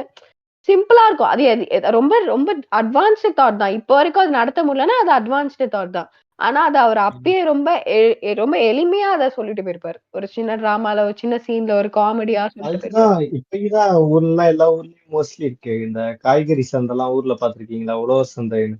ம். அந்த ஏரியால இருக்க லோக்கல் ஃபார்மர்ஸ்லாம் காய்கறி கொண்டு வந்து காலைல அங்க வித்துக்கலாம். ஆனா, அது அவரு சொன்ன அளவுக்கு அது கிடையாது. அவங்க விலைய நிர்ணயம் பண்ண முடியாது. அவங்கள அந்த ப்ராஃபிட்ட முழுசா எடுத்துக்க முடியாது. அதோட விலை வந்து அமௌண்ட் வந்து அவங்க தான் எடுத்துக்க போறாங்க. விலை வந்து கவர்மெண்ட் ஒரு ரேட் தமிழ்நாடு ஃபுல்லா டெய்லி தக்காளி 1 கிலோ இவ்வளோனா, அந்த ரேட் வந்து தமிழ்நாடு பூரா இருக்க எல்லா உழவர் சந்தைக்கும் ஒரே அதான் ரேட் தான். ஓரளவுக்கு சிஸ்டமைஸ் அது காலைல பண்ணியிருக்காங்க. ம். அந்த ரேட்டுக்கு தான் அவங்க விக்க முடியும். ம். ஆனா, அப்ப வந்து பண்ணையாளர்கள் இருந்தாங்க. பண்ணையாளர்களுக்கு இவங்க அடிமையால வேலை செஞ்சுட்டு இருந்தாங்க. அப்ப அவங்களுக்கு வந்து எதுவுமே ஒரு ஒரு ம். துணி கூட இருக்காது. ஒரு சாப்பாடு இருக்காது. இங்கேயே நாங்க பட்னியா இருக்கோம். தண்ணி தான் சில டைம் ஆகாரம்னு சொல்லுவாங்க. விளைவிக்கிறவன், விதைச்சவன், அறுவடை பண்ணவனுக்கு சாதம் இல்லன்னு அவன் சொல்றான். அந்த சிச்சுவேஷன் அப்ப இருந்தது. அப்ப பஞ்சம் நெறைய இருந்தது. இண்டிபெண்டன்ஸ்க்கு அப்புறம்லாம் ரொம்ப நம்ம நெறைய ஸ்ட்ரகிள்ஸ்க்கு அப்புறம் தான் வந்து அட்வான்ஸ்மென்ட் ஒரு பேசிக் நீட்ஸே வந்து அப்பதான் சாட்டிஸ்ஃபை ஆகுதுன்னும்போது, அந்த கட்டத்துல அவர் அப்பயே அத சொல்லியிருக்குன்றது ரொம்ப அப்ரிஷியேட் பண்ண வேண்டிய விஷயம். ஓகே. நல்ல தம்பிய பத்தி பேசும்போது ஒரு சின்ன ட்ரிவியாவும் பேசிருவோம். இது வந்து ஆக்சுவலி அண்ணா வந்து மூவிக்காக ஸ்கிரீன் பிளே எழுதுன படம் இதான். அவர் வந்து கலைவாணர் மேல இருக்க ஒரு மரியாதைனால ஃபர்ஸ்ட் எழுதி தந்தாரு. மோஸ்ட்லி அண்ணாவோட கதைகள் வந்து மோஸ்ட்லி இந்த ஃபிக்ஷனல் ஹிஸ்டாரிக்கல்லாம் அவர் எழுத மாட்டாப்ல. அவர் எழுதுறதெல்லாம் மோஸ்ட்லி வெஸ்டர்ன் இன்ஃப்ளூயன்சஸ் நெறைய இருக்குன்னு சொல்லுவாங்க. குறிப்பா இந்த நல்ல தம்பி படம் வந்து ஹாலிவுட்ல 1936ல மிஸ்டர் டீட் கோஸ் டு டவுன்ன்ற கதையோட தழுவல்னு தான் சொல்லுவாங்க. More or less same plot. அவருக்கு மாமா மூலமா ஒரு ஃபார்ச்சூன் வந்திருக்கும். அது மூலமா அந்த சிட்டில இருக்க கரப்ஷன் உள்ள போய் இவர் மாட்டிக்கிட்டு அதை எப்படி சரி பண்றாரு, அந்த மாதிரி அதுக்குள்ள எப்படி தப்பிச்சு வராரு, அந்த மாதிரி போகும். மோர் ஆர் லெஸ் அந்த பிளாட் தான் இது. பட் அதை ஸ்டில் நம்ம ஊருக்கு ரிலேட்டபிளாகவும் இதாகவும் அண்ணா வந்து மாத்திருப்பாரு. இந்த இப்ப வரைக்கும் பார்த்த கலைவாணர் படம் இதுவும் சரி. இப்ப இந்த பிளாட் இந்த டிவைஸ்ல வந்து இப்ப வரைக்குமே நிறைய படங்கள்ல யூஸ் ஆகிறத நம்ம பார்க்க முடியும். குறிப்பா இந்த பிளாட்ல எடுத்துக்காங்க, ஒரு பணக்கார வீட்டு பையன், ஆனா அவனுக்கு வந்து அந்த பந்தாலாம் இல்ல, அவன் வந்து மத்தவங்களுக்கு உதவும்னு நினைக்கிறேன். பட் ஐ மீன் வெளியில எல்லாருக்கும் நல்லதா இருக்குன்னு ஜஸ்ட் அந்த எலைட் ஸ்டேட்லயே இருக்க வேணாம்னு நினைக்கிற கதைகள் நிறைய வருது. பொலிட்டிக்கலா கரெக்டா இருக்கிறவங்க தப்பா இருந்தது. பட் ஸ்டில் இந்த பிளாட் லைன் தான் அதுக்கு வந்து ஒரு பெரிய ஆரம்ப புள்ளி மாதிரி நான் பாக்குறேன். That's it. Okay, okay. அதுலயும் மாடர்ன் ட்ரெஸ் போட்டுட்டு காட்டுறது ஒருவேளை இதெல்லாம் நீங்க சொன்ன மாதிரி அண்ணா வெஸ்டர்னைஸ்ட் அது இது பண்ணதா இருக்கும். அதாவது ஒரு அந்த ஜமீன்ல இருக்க ராணின்னு சொல்றவங்க வந்து மாடர்ன் ட்ரெஸ் போட்டு குதிரைலாம் ஓட்டிட்டு வருவாங்க. அத கூட கலைவாணர் பார்த்துட்டு என்ன ஏதோ ஒரு ஆம்பளை தான் நினைச்சிட்டு ஸ்டார்டிங்ல ஐயா பேசுவாரு. ஐயான்னு ஐயான்னு சொல்லி பேசுவாரு. கூப்பிடுவாங்க. இல்ல அப்புறம் அம்மா. ஐயா இல்ல அம்மாவா கரெக்ட் அப்படின்னுவாரு. அதே மாதிரி இன்னும் ஒரு விஷயம் பரதநாட்டியம் அவர் ஒரு இதுக்கு போவாங்க. ஒரு ஃபங்க்ஷன் மாதிரி ஏதோ நடந்துட்டு இருக்கும். அது என்னன்னு சரியா தெரியல. அங்க வந்து பரதநாட்டியம் ஆடிட்டு இருப்பாங்க. எல்லாம் கைத்தட்டி நார்மலா போயிட்டு இருக்கும். அப்ப பார்த்தா கலைவாணர் வந்து திடீர்னு எல்லா கிராம கலைஞர்களையும் கூட்டிட்டு வந்து இவங்களையும் பெர்ஃபார்ம் பண்ணணும் அப்படின்னு சொல்லுவாரு. சொன்ன உடனே இந்த ராணி அண்ட் கேங்கு அப்புறம் நிறைய பேருக்கு காண்டாகி என்ன இவங்களெல்லாம் எதுக்கு பண்ற, அதாவது ஒரு பிராமணியப்பட்ட ஒரு கலை அங்க வந்து நடந்துட்டு இருக்கு அப்படின்றப்ப இவங்கெல்லாம் இந்த கலையெல்லாம் வந்து ஒரு கொச்சமா தான் பார்ப்பாங்க அங்க எல்லாரும். அப்ப கூட இதுவும் ஒரு கலைதான். இவங்க தான் வந்து இதான் மக்களோட கலை, மக்களோட இதை வெளிப்படுத்தும் அப்படின்னு சொல்லிட்டு இவங்களை ஏத்தி இந்த கலையை வந்து பண்ண வச்சிருப்பாரு. அதெல்லாம் சூப்பரா இருந்திருக்கும். ஆக்சுவலி வந்து அவருக்கு அந்த ஜமீன்தார் ஆகிறதுக்கு அந்த பட்டாபிஷேகம் மாதிரி பண்ணுவாங்க. அந்த ஈவென்ட்க்கு இவனுங்களுக்கு ஒரு ரிச்சுவல் இருக்கும் போல. இவனுங்க வந்து இந்த பரதநாட்டியம் நீங்க சொல்ற மாதிரி ஏதாவது இல்ல அட்லீஸ்ட் மிருதங்கம், நாதஸ்வரம் அந்த மாதிரி ஏதாவது தான் பெர்ஃபார்ம் பண்ண வைப்பாங்க போல இருக்கு. இவர் வந்து கிராம கலைஞர்களை கூட்டு வந்துட்டு ஒருத்தரை தள்ளி தள்ளி உட்கார சொல்லிட்டு அவர் அந்த இடத்த விட்டே அமுச்சிருவாங்க. அந்த மாதிரி அவங்க எல்லாரையும் கூட்டின்னு வந்து அவர் வந்து ஃபுல்லா ஆக்குபை பண்ணி வச்சிருவாரு. ஸோ அந்த சீன் நல்லா இருக்கும். அதுக்கப்புறம் இன்னொரு கடைசியா வந்து இவங்க ஒரு கோர்ட் சீன் நடக்கும். இவன் வந்து இந்த இவனா இருக்கிறதுக்கு, அதாவது அந்த என்னது ஜமீன்தாரா இருக்கிறதுக்கு இவன் வந்து தகுதியானவன் இல்ல. இவன் வந்து எல்லாத்தையும் எடுத்துன்னு போய் குடுத்துட்டான். இவன் ஜமீன வந்து ஆட்சி செய்யற அளவுக்கு இவன் வந்து இவன் அவனுக்கு வந்து அவன் லாய்க்கு இல்ல. அவன் வந்து மென்டல். அவன் பைத்தியம். அவன் வந்து இப்படியா புடவைய கொண்டு போய் அங்க குடுப்பானா? அந்த மாதிரிலாம் நிறைய அவன் மேல அக்யூசேஷன் வச்சு அதுக்குன்னு ஒரு இது இருக்கும் போல. அவங்க கிட்ட போய் முறையிடுவான். அப்போ வந்து அப்போ வந்து இவர் வந்து இந்த அது என்னமோ பேர் சொல்லுவாரு. ஏதோ அந்த அவங்கள பத்தி கதைய சொல்லுவாங்களே! அது என்ன இந்தனர் நாடகம். சொல்லுவான்? கிந்தனார். சோ அதுல வந்து அதுல மென்ஷன் பண்ணுவாரு. ஆதி திராவிடர் பையன் கிந்தன். அவன் வந்து நல்லா ஓப்பனா இப்ப நம்ம எந்த கேஸ்டையுமே வந்து நான் இந்த மாவன் அந்த மாவன் நான் வந்து ஆண்ட வம்சம் இப்படிதான் மென்ஷன் பண்ணுவாங்க. எக்ஸ்பிளிசிட்டா வந்து எந்த காஸ்ட் பேரையும் நம்ம இப்ப மென்ஷன் பண்றது இல்ல. மேபி தேவர் மகன்ல பண்ணிருக்கலாம், எனக்கு தெரியல. பட் சொல்றேன், அந்த மாதிரி வந்து ஸ்பெசிபிக்கா சில நேம வந்து இந்த படத்துல அதுவும் ஆதி திராவிடர் பையன் அவன் வந்து படிக்கிறதுனால அவனுக்கு லைஃப் வந்து எப்படி மாறும். சோ அவன் படிச்சதால வந்து ஃபர்ஸ்ட் அவனை தொடாதன்னு சொன்ன டீச்சர் கூட இப்ப வந்து அவனை கட்டி தழுவி நீ வந்து இவ்வளவு நல்லா படிச்சு நல்லா முன்னேறி இருக்க அப்படின்னு வந்து அப்ப அவர் வந்து ஃபைனலா அந்த இதோட மெசேஜா என்ன சொல்லியிருப்பாருன்னா, படிப்பு தான் நீ எந்த கேஸ்டா இருந்தாலும் உன்னை உயர்த்தும் அப்படின்னு. அத வந்து இப்ப நம்மளோட நமக்கு தெரிஞ்ச நிறைய லீடர்ஸ் அத சொல்லியிருக்காங்க. பெரியார், அம்பேத்கர் நமக்கு தெரியும். சோ அத வந்து என்எஸ்கே வந்து அந்த கதையில ஒரு நாடகத்துல அவர் சொன்ன மாதிரி அந்த பாட்டும் நல்லா இருக்கும். இந்த மாதிரி அந்த ஃபார்மேட்டுக்கு என்ன பேர் எனக்கு சரியா தெரியல எனக்கு. அது அந்த மாதிரி கதை சொல்லி கோரஸ் பண்றது அது பேர் அதுவுமே ஒரு கதாபிஷேகமா அது மாதிரி ஏதோ பேர் சொல்லுவாங்க அதுக்கு. கதாகாலட்சேபம்னா என்னமோ சொல்லுவாங்க அதுக்கு. கதா கலாஷேபம் சம்திங். அதான் நான் சொன்னேன் சம்திங். அதுக்கு அதுல அந்த கான்செப்ட் வந்து கிந்தனார பத்தி அப்படின்ற மாதிரி. அது ஆக்சுவலா வந்துட்டு ஒரு கிரிட்டிசைஸ் பண்ற மாதிரி தான் அந்த நாடகமே எடுக்கும். நந்தனார்னு சொல்லிட்டு ஒரு நாடகம் இருக்கும். நந்தனார் அதுதான் நானும் யோசிச்சேன். நந்தனார் அது வந்துட்டு பக்தினால மோட்சம் பெற்றாரு வந்துட்டு கிந்தனாருங்கிறது கல்வினால வந்துட்டு மேன்மை அடைந்தாரு மேன்மை. ஆமா உண்மைதான். அப்படின்னு சொல்லிட்டு எடுத்துப்பாரு. அந்த நாடகம் ரயில்ல கூட்டிட்டு பார்க்க கூட்டிட்டு போறேன் அப்படின்னு சொல்லிட்டு சொல்லியிருப்பாங்க. கார்ல் மார்க்ஸ் ஆக்சுவலா என்ன சொல்லியிருப்பாருன்னா, இப்போ வந்துட்டு நீங்க ஒரு ரயில் சிஸ்டம் எல்லாம் ரயில்வே சிஸ்டம் இன்ட்ரடியூஸ் பண்றாங்கன்னா, அது வந்துட்டு எதுக்கு மெயினா இன்ட்ரடியூஸ் பண்றாங்கன்னா, you can go around and see people. அவங்க எல்லாம் என்ன பண்றாங்க அதெல்லாம் பார்த்து நாம வந்து இம்ப்ரூவ் ஆகும், நம்மளோட கண்டிஷன்ஸ் வந்துட்டு இம்ப்ரூவ் ஆகும் அப்படின்னு சொல்லியிருப்பாங்க. ஸோ அதே இதுதான் மேபி இது அண்ணா எழுதுனனால இந்த கருத்தை சொல்ல வராங்கன்னு நினைக்கிறேன். ரயில கூட்டிட்டு போறேன், ரயில கூட்டிட்டு போய் அங்க இருக்கிறவங்க எல்லாம் என்ன பண்றாங்கன்னு பாருங்க, பார்த்துட்டு உங்களுக்கே உங்களுக்கும் இந்த மாதிரியான ஃபெசிலிட்டிஸ் வேணும், நீங்களும் இந்த மாதிரி ஃபெசிலிட்டிஸ் அனுபவிக்கணும்னு சொல்லியிருப்பாங்க. அது நல்லா இருக்கும். நல்ல தம்பி வந்து அண்ணா எழுதினாலுமே it was not a commercial success. Commercial success இல்லாமல் கிரிட்டிக்கலி அக்ளைம்டு, ஆனால் கமர்ஷியல் சக்ஸஸ் இல்லையாமா. நெகட்டிவாக என்ன சொல்லுவாங்கன்னா, பாக்ஸ் ஆஃபீஸ் ஹிட் ஆகாதனால ப்ராஃபிட் வரல. அதனால என்எஸ்கே என்ன சொல்லியிருக்காருன்னா, இது வந்துட்டு மாற்றி வேற ஏதோ ஒரு கதையில் எழுதுவாராமா. என்னது இது நல்ல தம்பி துறை அப்படின்னு ஏதோ ஒரு புது கதை எழுத போறேன் அப்படின்னு சொல்லிட்டு தன்னோட வசனத்துக்கு வந்துட்டு இந்த மாதிரியான ஒரு இது எடுத்துக்கன்னு சொல்லிட்டு அண்ணா வந்துட்டு ரொம்ப கோவப்பட்டுட்டு அதுக்கப்புறம் எதுவுமே இவருக்கு கதை எழுதலையாமா. பட் அது ரீசன் இல்ல. அவர் சொன்ன கருத்தை யாராலும் ஏத்துக்க முடியாத அளவுக்கு அது ரொம்ப ப்ராக்ரசிவான கருத்து. அதுக்கு இந்த மாதிரி ஒரு கிரிட்டிக்கா மட்டும் அதை இது பண்ண வரதுக்கான வாய்ப்பு தான் அதிகம் அந்த மாதிரி படத்துக்கு. ஆக்சுவலா இவ வந்து அவளும் ராணி, இவளும் அந்த அந்த என்னது ஜமீனுக்கு ராணி. சோ இவ பேரு ராணி. சோ அந்த ஒரு கன்ஃபியூஷன் இருக்கும். அப்புறம் ரொம்ப நல்லா இருக்கும். மனசும் சேர்ந்ததாலே அது கல்யாணம். அவ வந்து என் மனைவி. நிறைய பேர் வந்து லவ் பண்ற பொண்ணு நான் இந்த பொண்ணுதான் லவ் பண்றேன்னு சொல்ற தைரியம் இன்னும் நிறைய பேருக்கு இல்ல மோஸ்டா பொண்ணுங்க வந்து ஓப்பனா ஓட்ட வாய்மே சொல்றதுதான் அதிகம். நான் பார்த்து பசங்க தான் வந்து ஃபர்ஸ்ட் சிங்கிளா இருக்கிறத மெயின்டைன் பண்றத அதிகமா முயற்சி பண்றது ஆண்கள் தான் நான் பார்த்த வரைக்கும். இங்க இருந்தவங்க அப்படி இல்லைன்னா ரொம்ப சந்தோஷம். அதனால வந்து அவன் வந்து மனசும் சேர்ந்ததுதான் கல்யாணம். அவன் என் காதலில அவன் என் மனைவின்னு சொல்றான். அந்த டைலாக் அப்பயே அந்த மாதிரி ஒரு மென்ஷன் வந்து ஒரு பொண்ணுக்கு அவன் கொடுத்தது வந்து எனக்கு ரொம்ப பிடிச்சது. அந்த சீன்ல எனக்கு பார்க்கும்போது அதுலயே வந்து புத்தாவோட ரெஃபரன்ஸ் வச்சிருப்பாரு. அந்த 3 ஸ்கிரீன் வச்சுட்டு நினைச்சுக்கிட்டே இந்த யார் வருவா நான் யாராச்சும் லீடர்ஸோட இது வரும்னு நினைச்சேன். இப்ப இங்க அப்ப கரண்டா இருந்த லீடர் இல்ல, அதுக்கு முன்னாடி இருந்தவங்க. ஆனா பார்த்தா ஸ்டார்டிங் எடுத்தோடனே புத்தர் வந்து வா அப்படின்னு இருந்துச்சு. அடுத்து ஏசு வந்தாரு. தேர்டு வந்து காந்தி வந்துட்டாரு. லீடர் இருந்தது இங்க திராவிடியன் லீடர்ஸ் அவங்க யாராச்சும் வருவாங்கன்னு நினைச்சேன். நான் கூட பெரியார் வருவாருன்னு எதிர்பார்த்தேன். சரி அட்லீஸ்ட் அம்பேத்கர் அந்த மாதிரி யாராச்சும் பெரியாராச்சும் அட்லீஸ்ட் வருவாரு. இவர் சுயமரியாதை, இவர் வந்து நம்ம சொல்லுவோம்ல சுயமரியாதை, நம்மளோட அந்த சமத்துவம், இதெல்லாம் இந்த வேர்ட்ஸ் எல்லாம் கதையில யூஸ் பண்ணிருப்பாங்க. சமத்துவம், சுதந்திரம், எஸ் அந்த எல்லாத்தையும் யூஸ் பண்ணிப்பார். சோ கண்டிப்பா பெரியாரோட இன்ஃப்ளூயன்ஸ் இல்லாம இவர் இதை சொல்லியிருக்க மாட்டார். சோ ஃபர்ஸ்ட் போட்டோ பெரியார் தாண்டா அப்படின்னு நான் நினைச்சிட்டு இருந்தேன்.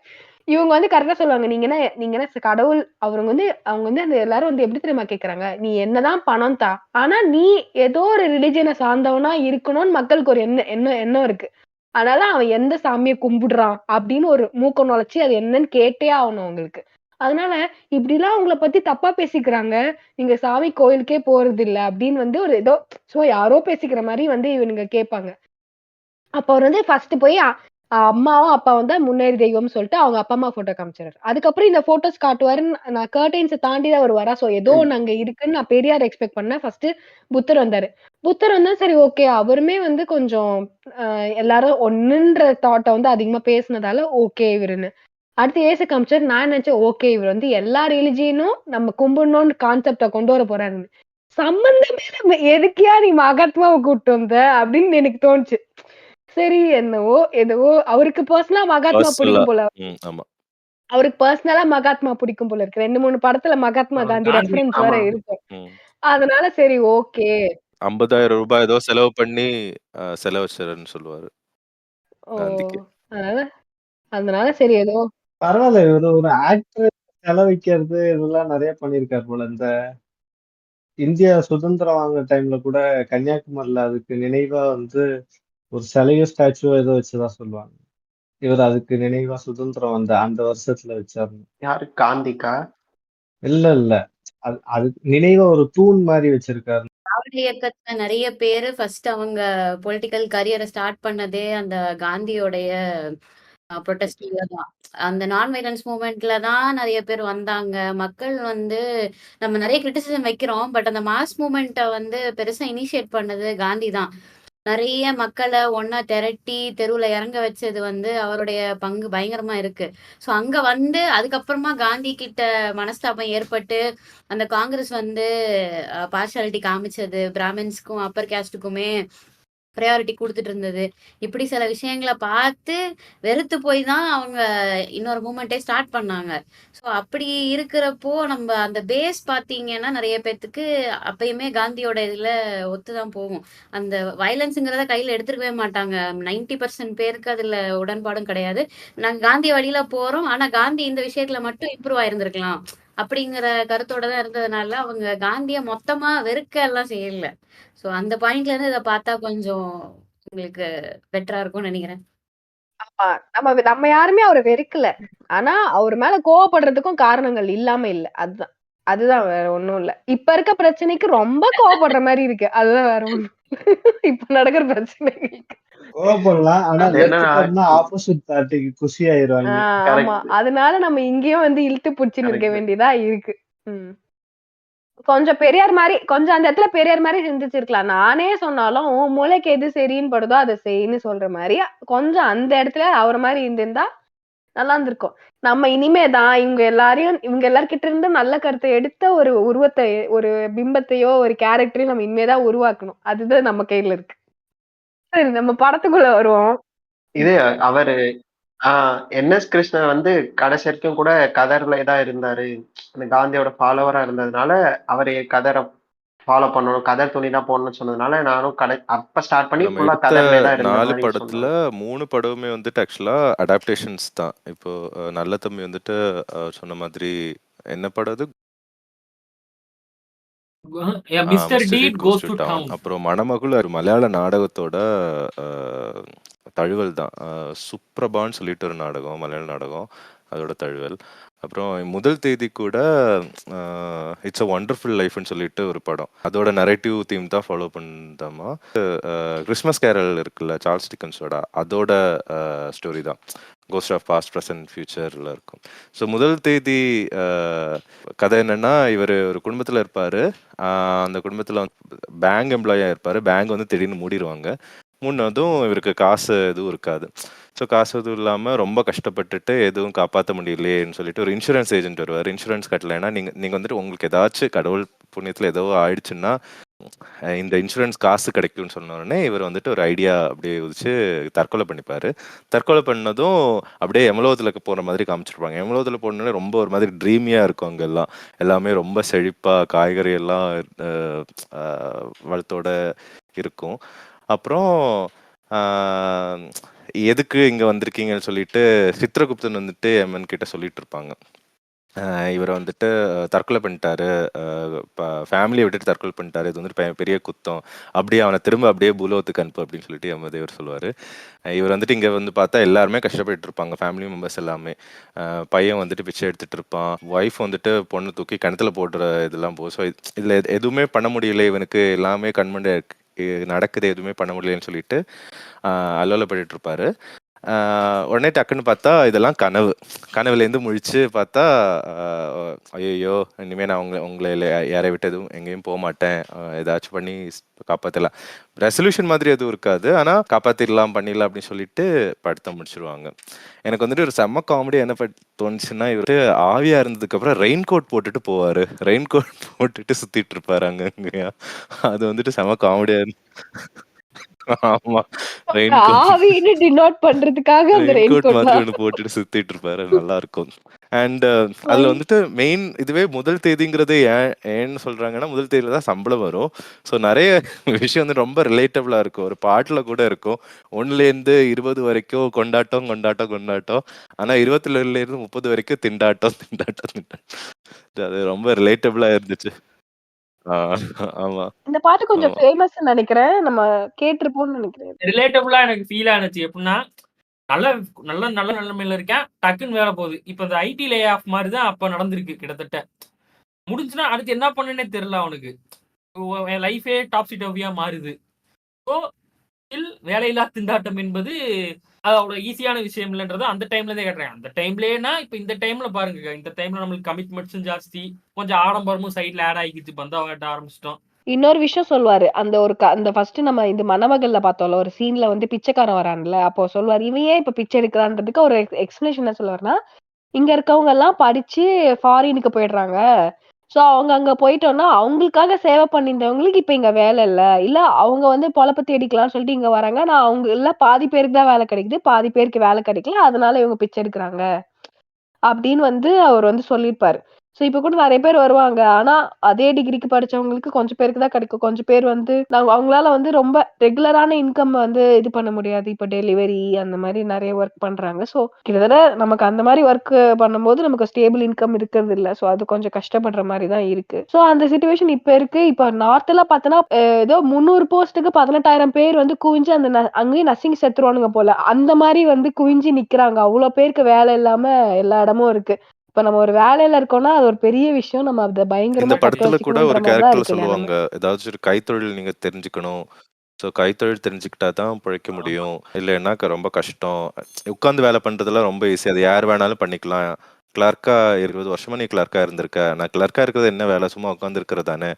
ஏதாச்சும் ஒரு கைத்தொழில் படிச்சிருந்தா தான் இப்போதைக்கு வேல்யூ இருக்கும் அப்படின்னு சொல்லிட்டு ஒரு கேரக்டர் வச்சு சொல்லியிருப்பாரு. அதே மாரி அதுக்கு ஒரு எக்ஸாம்பிள் மாரி அவர் ஸ்கூல் நடத்துறாருல்ல மணமகள்ல. அதுல வந்து இந்த கூடை பின்றது, பாய் செய்றது, அதுக்கப்புறம் அவங்களே வந்து வண்டி ஓட்டிட்டு போய் ஏதோ ஒரு தண்ணி அடிக்கிறதுக்கு கூட ஏதோ ஒரு சர்க்கிளா ஒண்ணு சுத்துவாங்க. எனக்கு இந்த நண்பன் படத்துல கடைசில அந்த பசங்களுக்காக ஒரு ஸ்கூல் வச்சிருப்பான்ல, இது அந்த மாரி எனக்கு ஒரு கொஞ்சம் அட்வான்ஸ்டு ஸ்கூல் மாரி மத்த பயிற்சியெல்லாம் பண்ணி சொல்லி தர மாதிரி ஒரு ஸ்கூல் மாரி அவர் நடத்துன மாரி தோணுச்சு. மணமகள் படத்துல அந்த ஸ்கூல வந்து காட்டுவாங்க. அவங்க இதெல்லாம் செய்வாங்க. அதெல்லாம் பண்ணுவாங்க. பார்த்தா அந்த குட்டி பசங்களே வந்து ஃபர்ஸ்ட் எய்ட் பாக்ஸ வச்சு நர்சிங்லாம் பண்ணி குழந்தையே அவங்க தான் பெத்து அந்த தீய மதுரம்க்கு அவங்க தான் குழந்தை பிரசவமே பார்ப்பாங்க. சோ இந்த மாரி லைஃப் ஸ்கில்ஸ வந்து சொல்லி தர்றது எவ்வளோ இம்பார்ட்டன்ட்ன்றத வந்து அந்த கதையில ஒரு 2, 3 ஷார்ட்ஸ்ல அவர் சொல்லியிருப்பாரு. அது எனக்கு நண்பன் படத்த ஞாபகப்படுத்துச்சு. அது மாரி இதுல எப்பயோ இதெல்லாம் பண்ணிட்டாங்களேன்னு. Cinematic parallel. இந்த படத்துல அவங்க கேரக்டர் என்எஸ்கே மதுரம் கேரக்டர் அதே பேங்க்ல தான் இவர் வேலை பார்த்திருப்பாரு, இவருக்கும் வேலை போயிருக்கும். ஆனா இவர் வந்துட்டு கொஞ்சம் தான மனப்பான்மை இருக்கிறவங்க மாதிரி காமிச்சிருப்பாங்க. இந்த காசு கையில கிடைச்சதும் இவங்கள்ட்ட இருந்து இன்சூரன்ஸ் மணி வந்துட்டு இவங்கள்ட்ட தான் வரும். உடனே திருட வந்து கொடுப்பான். திருட வந்து ஃபர்ஸ்ட் ஒரு 2000 கொடுப்பா, 2000 கொடுத்துட்டு திருட முதல்ல 2000 கொடுக்கணும் தெரிஞ்சுக்க வேணாமா, ஏமாத்துறது தான் கொடுக்குறான். அந்த ஃப்ரெண்டு கேரக்டர் வந்து ரொம்ப ஹெல்பிங் டெண்டன்சி மாதிரி காமிச்சிருப்பாங்க இந்த படத்துல. முதல் தேதி படத்துல என்எஸ்கேவோட கேரக்டர். ஸோ அவர் ரியல் லைஃப்லயுமே ம். அப்படிதான் இருந்திருக்காரு போல. அவருக்கு வந்துட்டு அந்த டைம்லயே கிட்டத்தட்ட ரூ. 1,00,000 2 பேருக்குமே டி.ஏ. மதுரமுக்கும் சரி, என்எஸ்கேக்கும் சரி தலா ரூ. 1,00,000 சம்பளம் கிடைக்குமாமா. ஆனா வீட்ல வரப்போ அந்த காசே இருக்காதாமா. பார்த்தா கேட்டா எல்லாருக்குமே நெறைய வாரி வாரி குடுப்பாங்களாமா. நெறைய இன்சிடென்ட்ஸ் வந்துட்டு அவங்களோட பொண்ணு வந்துட்டு சொல்லியிருப்பாங்க. அவங்களுக்கு சின்ன வயசுல அவங்களுக்கு ஏதோ 4 வயசு இருக்கிறப்பவே என்எஸ்கே இறந்திருக்காரு. சின்ன வயசுலேருந்தே வளர்ந்தப்போ சோறு ஊட்டி விடுறப்போ இந்த மாதிரி கதையாக சொல்லிட்டு இருப்பாங்களாமா அவங்க மதுரம் அவங்க அவங்க என்னெல்லாம் பண்ணாங்க, யாரெல்லாம் வந்து பார்த்தாங்க, யாருக்கெல்லாம் இந்த மாதிரி காசு கொடுத்தாங்க, கடைசி டைம்லலாம் யாரெல்லாம் வந்தாங்கன்னு சொல்லிட்டு அவர் வந்துட்டு பிரச்சாரத்துக்கு போகிறப்ப கூட ரொம்ப தயங்கி தான் போவார். இப்போ நம்ம முன்னாடியே டிஸ்கஸ் பண்ண மாதிரி யாருக்கு பேசினா கொஞ்சம் எக்ஸ்ட்ரீம் ஆயிரும், அதனால ஒரு நியூட்ரல் பாயிண்ட்லேயே பேசணும்னு சொல்லிட்டு இருந்திருப்பாரு. ஒரு கட்டத்தில் வந்துட்டு ஏதோ ஒரு தேர்தல் பிரச்சாரத்துக்கு வந்துட்டு அண்ணா கூப்பிட்டுருக்காங்க. ஆனால் ஆப்போசிட் சைடில் வந்துட்டு அவரோட ஃப்ரெண்டு தான், டாக்டர் ஒரு ஃப்ரெண்டு தான் இருக்காங்க, தேர்தலில் இருக்கிறாங்க. ஸோ இவர் பிரச்சாரம் பண்ணுறதுக்கு மேடையில் போய் பேச்சு ஸ்டார்ட் பண்ணுறாரு. பேச்சு ஸ்டார்ட் பண்ணதும் அந்த டாக்டரை பற்றி புகழ்ந்து பேசிகிட்டு இருக்காரு. டாக்டரை பற்றி புகழ்ந்து பேசி டாக்டர் இப்படி நல்லவர், அவர் வந்துட்டு எல்லா மருத்துவமும் பண்ணுவாங்க அப்படின்னு சொல்லி பேசி முடிச்சது. கடைசியில் பார்த்தா என்னடா இவர் டாக்டர் பற்றி பேசியிருக்காரு, இவர் அண்ணா பற்றி தான் பேசணும்னு சொல்லிட்டு, அதனால அவர் சட்டசபைக்கு தேர்ந்தெடுக்காதீங்க, அவர் டாக்டராகவே பார்த்துக்கோங்க, நீங்கள் வந்துட்டு ஓட்டு வந்துட்டு அண்ணாவுக்கு போடுங்க, அவர் வந்துட்டு நல்லா பேச்சாளர், அவங்களுக்கு வந்துட்டு நல்லா பண்ணி கொடுப்பாரு அப்படி சொல்லிட்டு பேசியிருப்பாங்க. அந்த இது வந்துட்டு அந்த சைடுக்கு ஒரு குத்து, இந்த சைடுக்கு ஒரு குத்து, அந்த மாதிரி இது நிறைய இன்சிடென்ட் சொல்லுவாங்க. இவர் நிறைய இந்த தானம் தர்மம் பண்றது இதை இன்ஸ்பயர் பண்ணி தான் எம்ஜிஆரும் அதை ஃபாலோ பண்ணாரு அப்படின்னு சொல்லுவாங்க.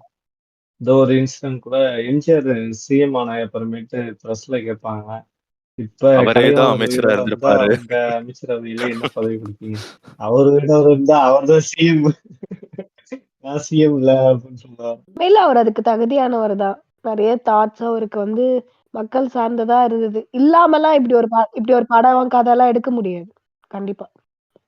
நிறைய லிட்ரலி மீ கேரக்டர் உருவாக்கல, லிட்ரலி அவர் லைஃப் ப்ரொஜெக்ட் பண்ற மாதிரி நிறைய படம் கிரியேட் பண்ணி வச்சிருக்காரு. Day to day life such a brilliant guy. such a socially நான் உங்ககிட்ட responsible. எல்லாத்தையும் சும்மா ஒரு கேள்வி கேட்கிறேன். உங்களுக்கு இதுக்கு முன்னாடி என்எஸ் கிருஷ்ணன் உங்களுக்கு எப்படி இன்ட்ரோ ஆச்சு? அந்த என்எஸ் கிருஷ்ணன் எந்த மூலியமா ஏதாவது தெரிஞ்சிருக்கா? நீங்க பொலிட்டிக்கலா திங்க் பண்றதுக்கு முன்னாடி லைக் நார்மலா சிவாஜி எம்ஜிஆர் மாதிரி உங்களுக்கு என்எஸ் கிருஷ்ணன் எப்ப தெரிய வந்துச்சு? எனக்கு வந்து கலைவாணர்ன்ற நேம் அது வழியா தெரியும், புக்ஸ்ல ஸ்கூல்லே தெரியும்னு நினைக்கிறேன். அப்புறம் கலைவாணர் அரங்கம் இந்த மாதிரி அங்க எங்கன்னு கேள்விப்பட்டதை தவிர்த்து அவர் என்ன பண்ணாரு அதெல்லாம் தெரியாது. ஆனா கலைவாணர், ஓகே கலைவாணர்னா என்எஸ்கே இது மட்டும் தெரியும், அவ்வளவுதான். இப்பதான் நிறைய தெரிய வருது படம் மூலியமா. பரவாயில்ல, அந்த காலத்துல ஜித்தா இருந்திருக்காரு, அருள் பண்ணிருக்காரு. எனக்கு வந்து அவர் ஒரு கமீடியன், நாகேஷ் மாதிரி, அப்புறம் இந்த சந்திரபாபுவா அப்படி யாராவது இருந்தாங்களா இந்த ஆமா, அவர் அந்த மாதிரி இவரும் ஒருத்தர் அப்படின்ற மாதிரி எனக்கு தெரியும். ஆனா நான் அவர் மூவிஸ் அவ்வளவா சின்ன வயசுல பார்த்த மாதிரி கூட எனக்கு பெருசா ஞாபகம் இல்ல. மேபி பார்த்திருப்பேன், பட் அவ்வளோ ரெஜிஸ்டர் ஆகல. நாகேஷும் சந்திரபாபுவும் ரெஜிஸ்டர் ஆன அளவுக்கு இவர் எனக்கு ரெஜிஸ்டர் ஆகல. ஏன்னா இவரோடது எல்லாமே விவேக் மாதிரி கருத்துள்ள காமெடிங்கிறதால நமக்கு வந்து அப்ப புரிஞ்சுக்கிறதுக்கே கொஞ்சம் ஒரு அறிவு வேணும். அது அப்ப இருந்திருக்குமான்னு எனக்கு தெரியல. இப்ப எனக்குன்னு பாத்துக்கிட்டீங்கன்னா மோஸ்ட்லி அப்ப எங்க வீட்டுல டிஷ் டிவி தான். பொதிகை எடுக்கும், சன் டிவி எடுக்கும், வேற எதுவும் பெருசா எடுக்காது. பொதிகையில இந்த இப்ப நம்ம ஆதித்யால எப்படி காமெடி போடுறாங்களோ அது மாதிரி ஒரு 1/2 மணி நேரம் வந்து என்எஸ் கலைவாணர் சீன்ஸ்னு ஒரு வேற வேற படத்துல இருந்து ஒவ்வொரு சீன் ஒரு 5 நிமிஷம் 10 நிமிஷம்னு போடுவாங்க. அப்படிதான் எனக்கு என்எஸ்கே எங்க வீட்டுல பாப்பாங்க. அதெல்லாம் என்எஸ்கே காமெடி நல்லா இருக்கும்டா, பாடுறா, கருத்தா இருக்கும்டான்னு. ஸோ அந்த மாதிரி பொதிகையில அப்படி விட்டு பார்த்தது, பொதிகையில பார்த்த நிறைய பழைய படங்கள் போடுவாங்க. ஒரு நாள் 1/2 மணி நேரம்னு போடுவேன் சில படத்தெல்லாம். ஒரு வாரம் ஃபுல்லா அந்த ஒரு படமே ஓடும். ஸோ இப்படிதான் எனக்கு இந்த என்எஸ்கே மாதிரி ஆட்கள், என்எஸ்கே, சந்திரபாபுவா இருக்கட்டும், மற்ற எல்லாருமே அந்த 50ஸ்குள்ள போனதே அப்படிதான். 60s கூட ஓரளவுக்கு தெரிஞ்சிடும். 50s தெரியணும்னா கொஞ்சம் எனக்கு பொதிகை தான் ஹெல்ப் பண்ணுச்சு. அப்படி இருந்த பொதிகை, சரி ஓகே அதை விடுங்க. எனக்கு இந்த பாட்காஸ்ட் பண்ற வரைக்கும் இவரு ஒரு ப்ரோக்ரஸிவான ஆளு அப்படிலாம் எதுவுமே தெரியாது. இது மாதிரி இவர்தான் டாபிக்கே அப்படின்னு சொல்லியிருக்காங்க. இந்த 4 படம் படம் பார்த்ததுக்கு அப்புறம் இவ்வளவு ப்ரோக்ரஸிவா இருக்காரு அப்படிங்கிற படம் பார்த்ததுக்கு அப்புறம் தான் தெரிஞ்சுச்சு. எனக்கு எனக்கு அவர் பேர் சொன்னோடனே அந்த ஒரு போட்டோ பாத்துக்கோங்க, சிரிச்ச மாதிரி ஆ ஒரு எஸ் சைடா எஸ் சிரிஞ்சு. எனக்குமே அந்த அந்த ஒரு பிக்சர் தான் எனக்குமே மைண்ட்ல இருந்தது. வேற எதுவுமே அவரை பத்தி பிளாங்க். வடிவேல் வந்து சந்திரமுகியில க்ளோஸ் ஆன மாதிரி இருப்பானே அந்த பிக்சர். இந்த சந்திரமுகியில எக்ஸாக்ட்லி கலைவாணரை போடும் போதெல்லாம் அந்த எனக்கு மாதிரி ஒரு வந்துட்டு போட்டோ தான் ஊர்க்காரன்னு நானுமே தெரியும். ஆனா பார்த்திருக்கேன். இந்த அளவுக்கு முற்போக்கு கருத்துக்கள் இருக்கிற படம் பண்ணியிருக்காருன்னு எனக்கு தெரியல. எனக்கு காமெடியன் தெரியும், ஊர்க்காரன்னு தெரியும். ஆனா இவ்வளோ படம் பண்ணியிருக்காருன்னு தெரியல.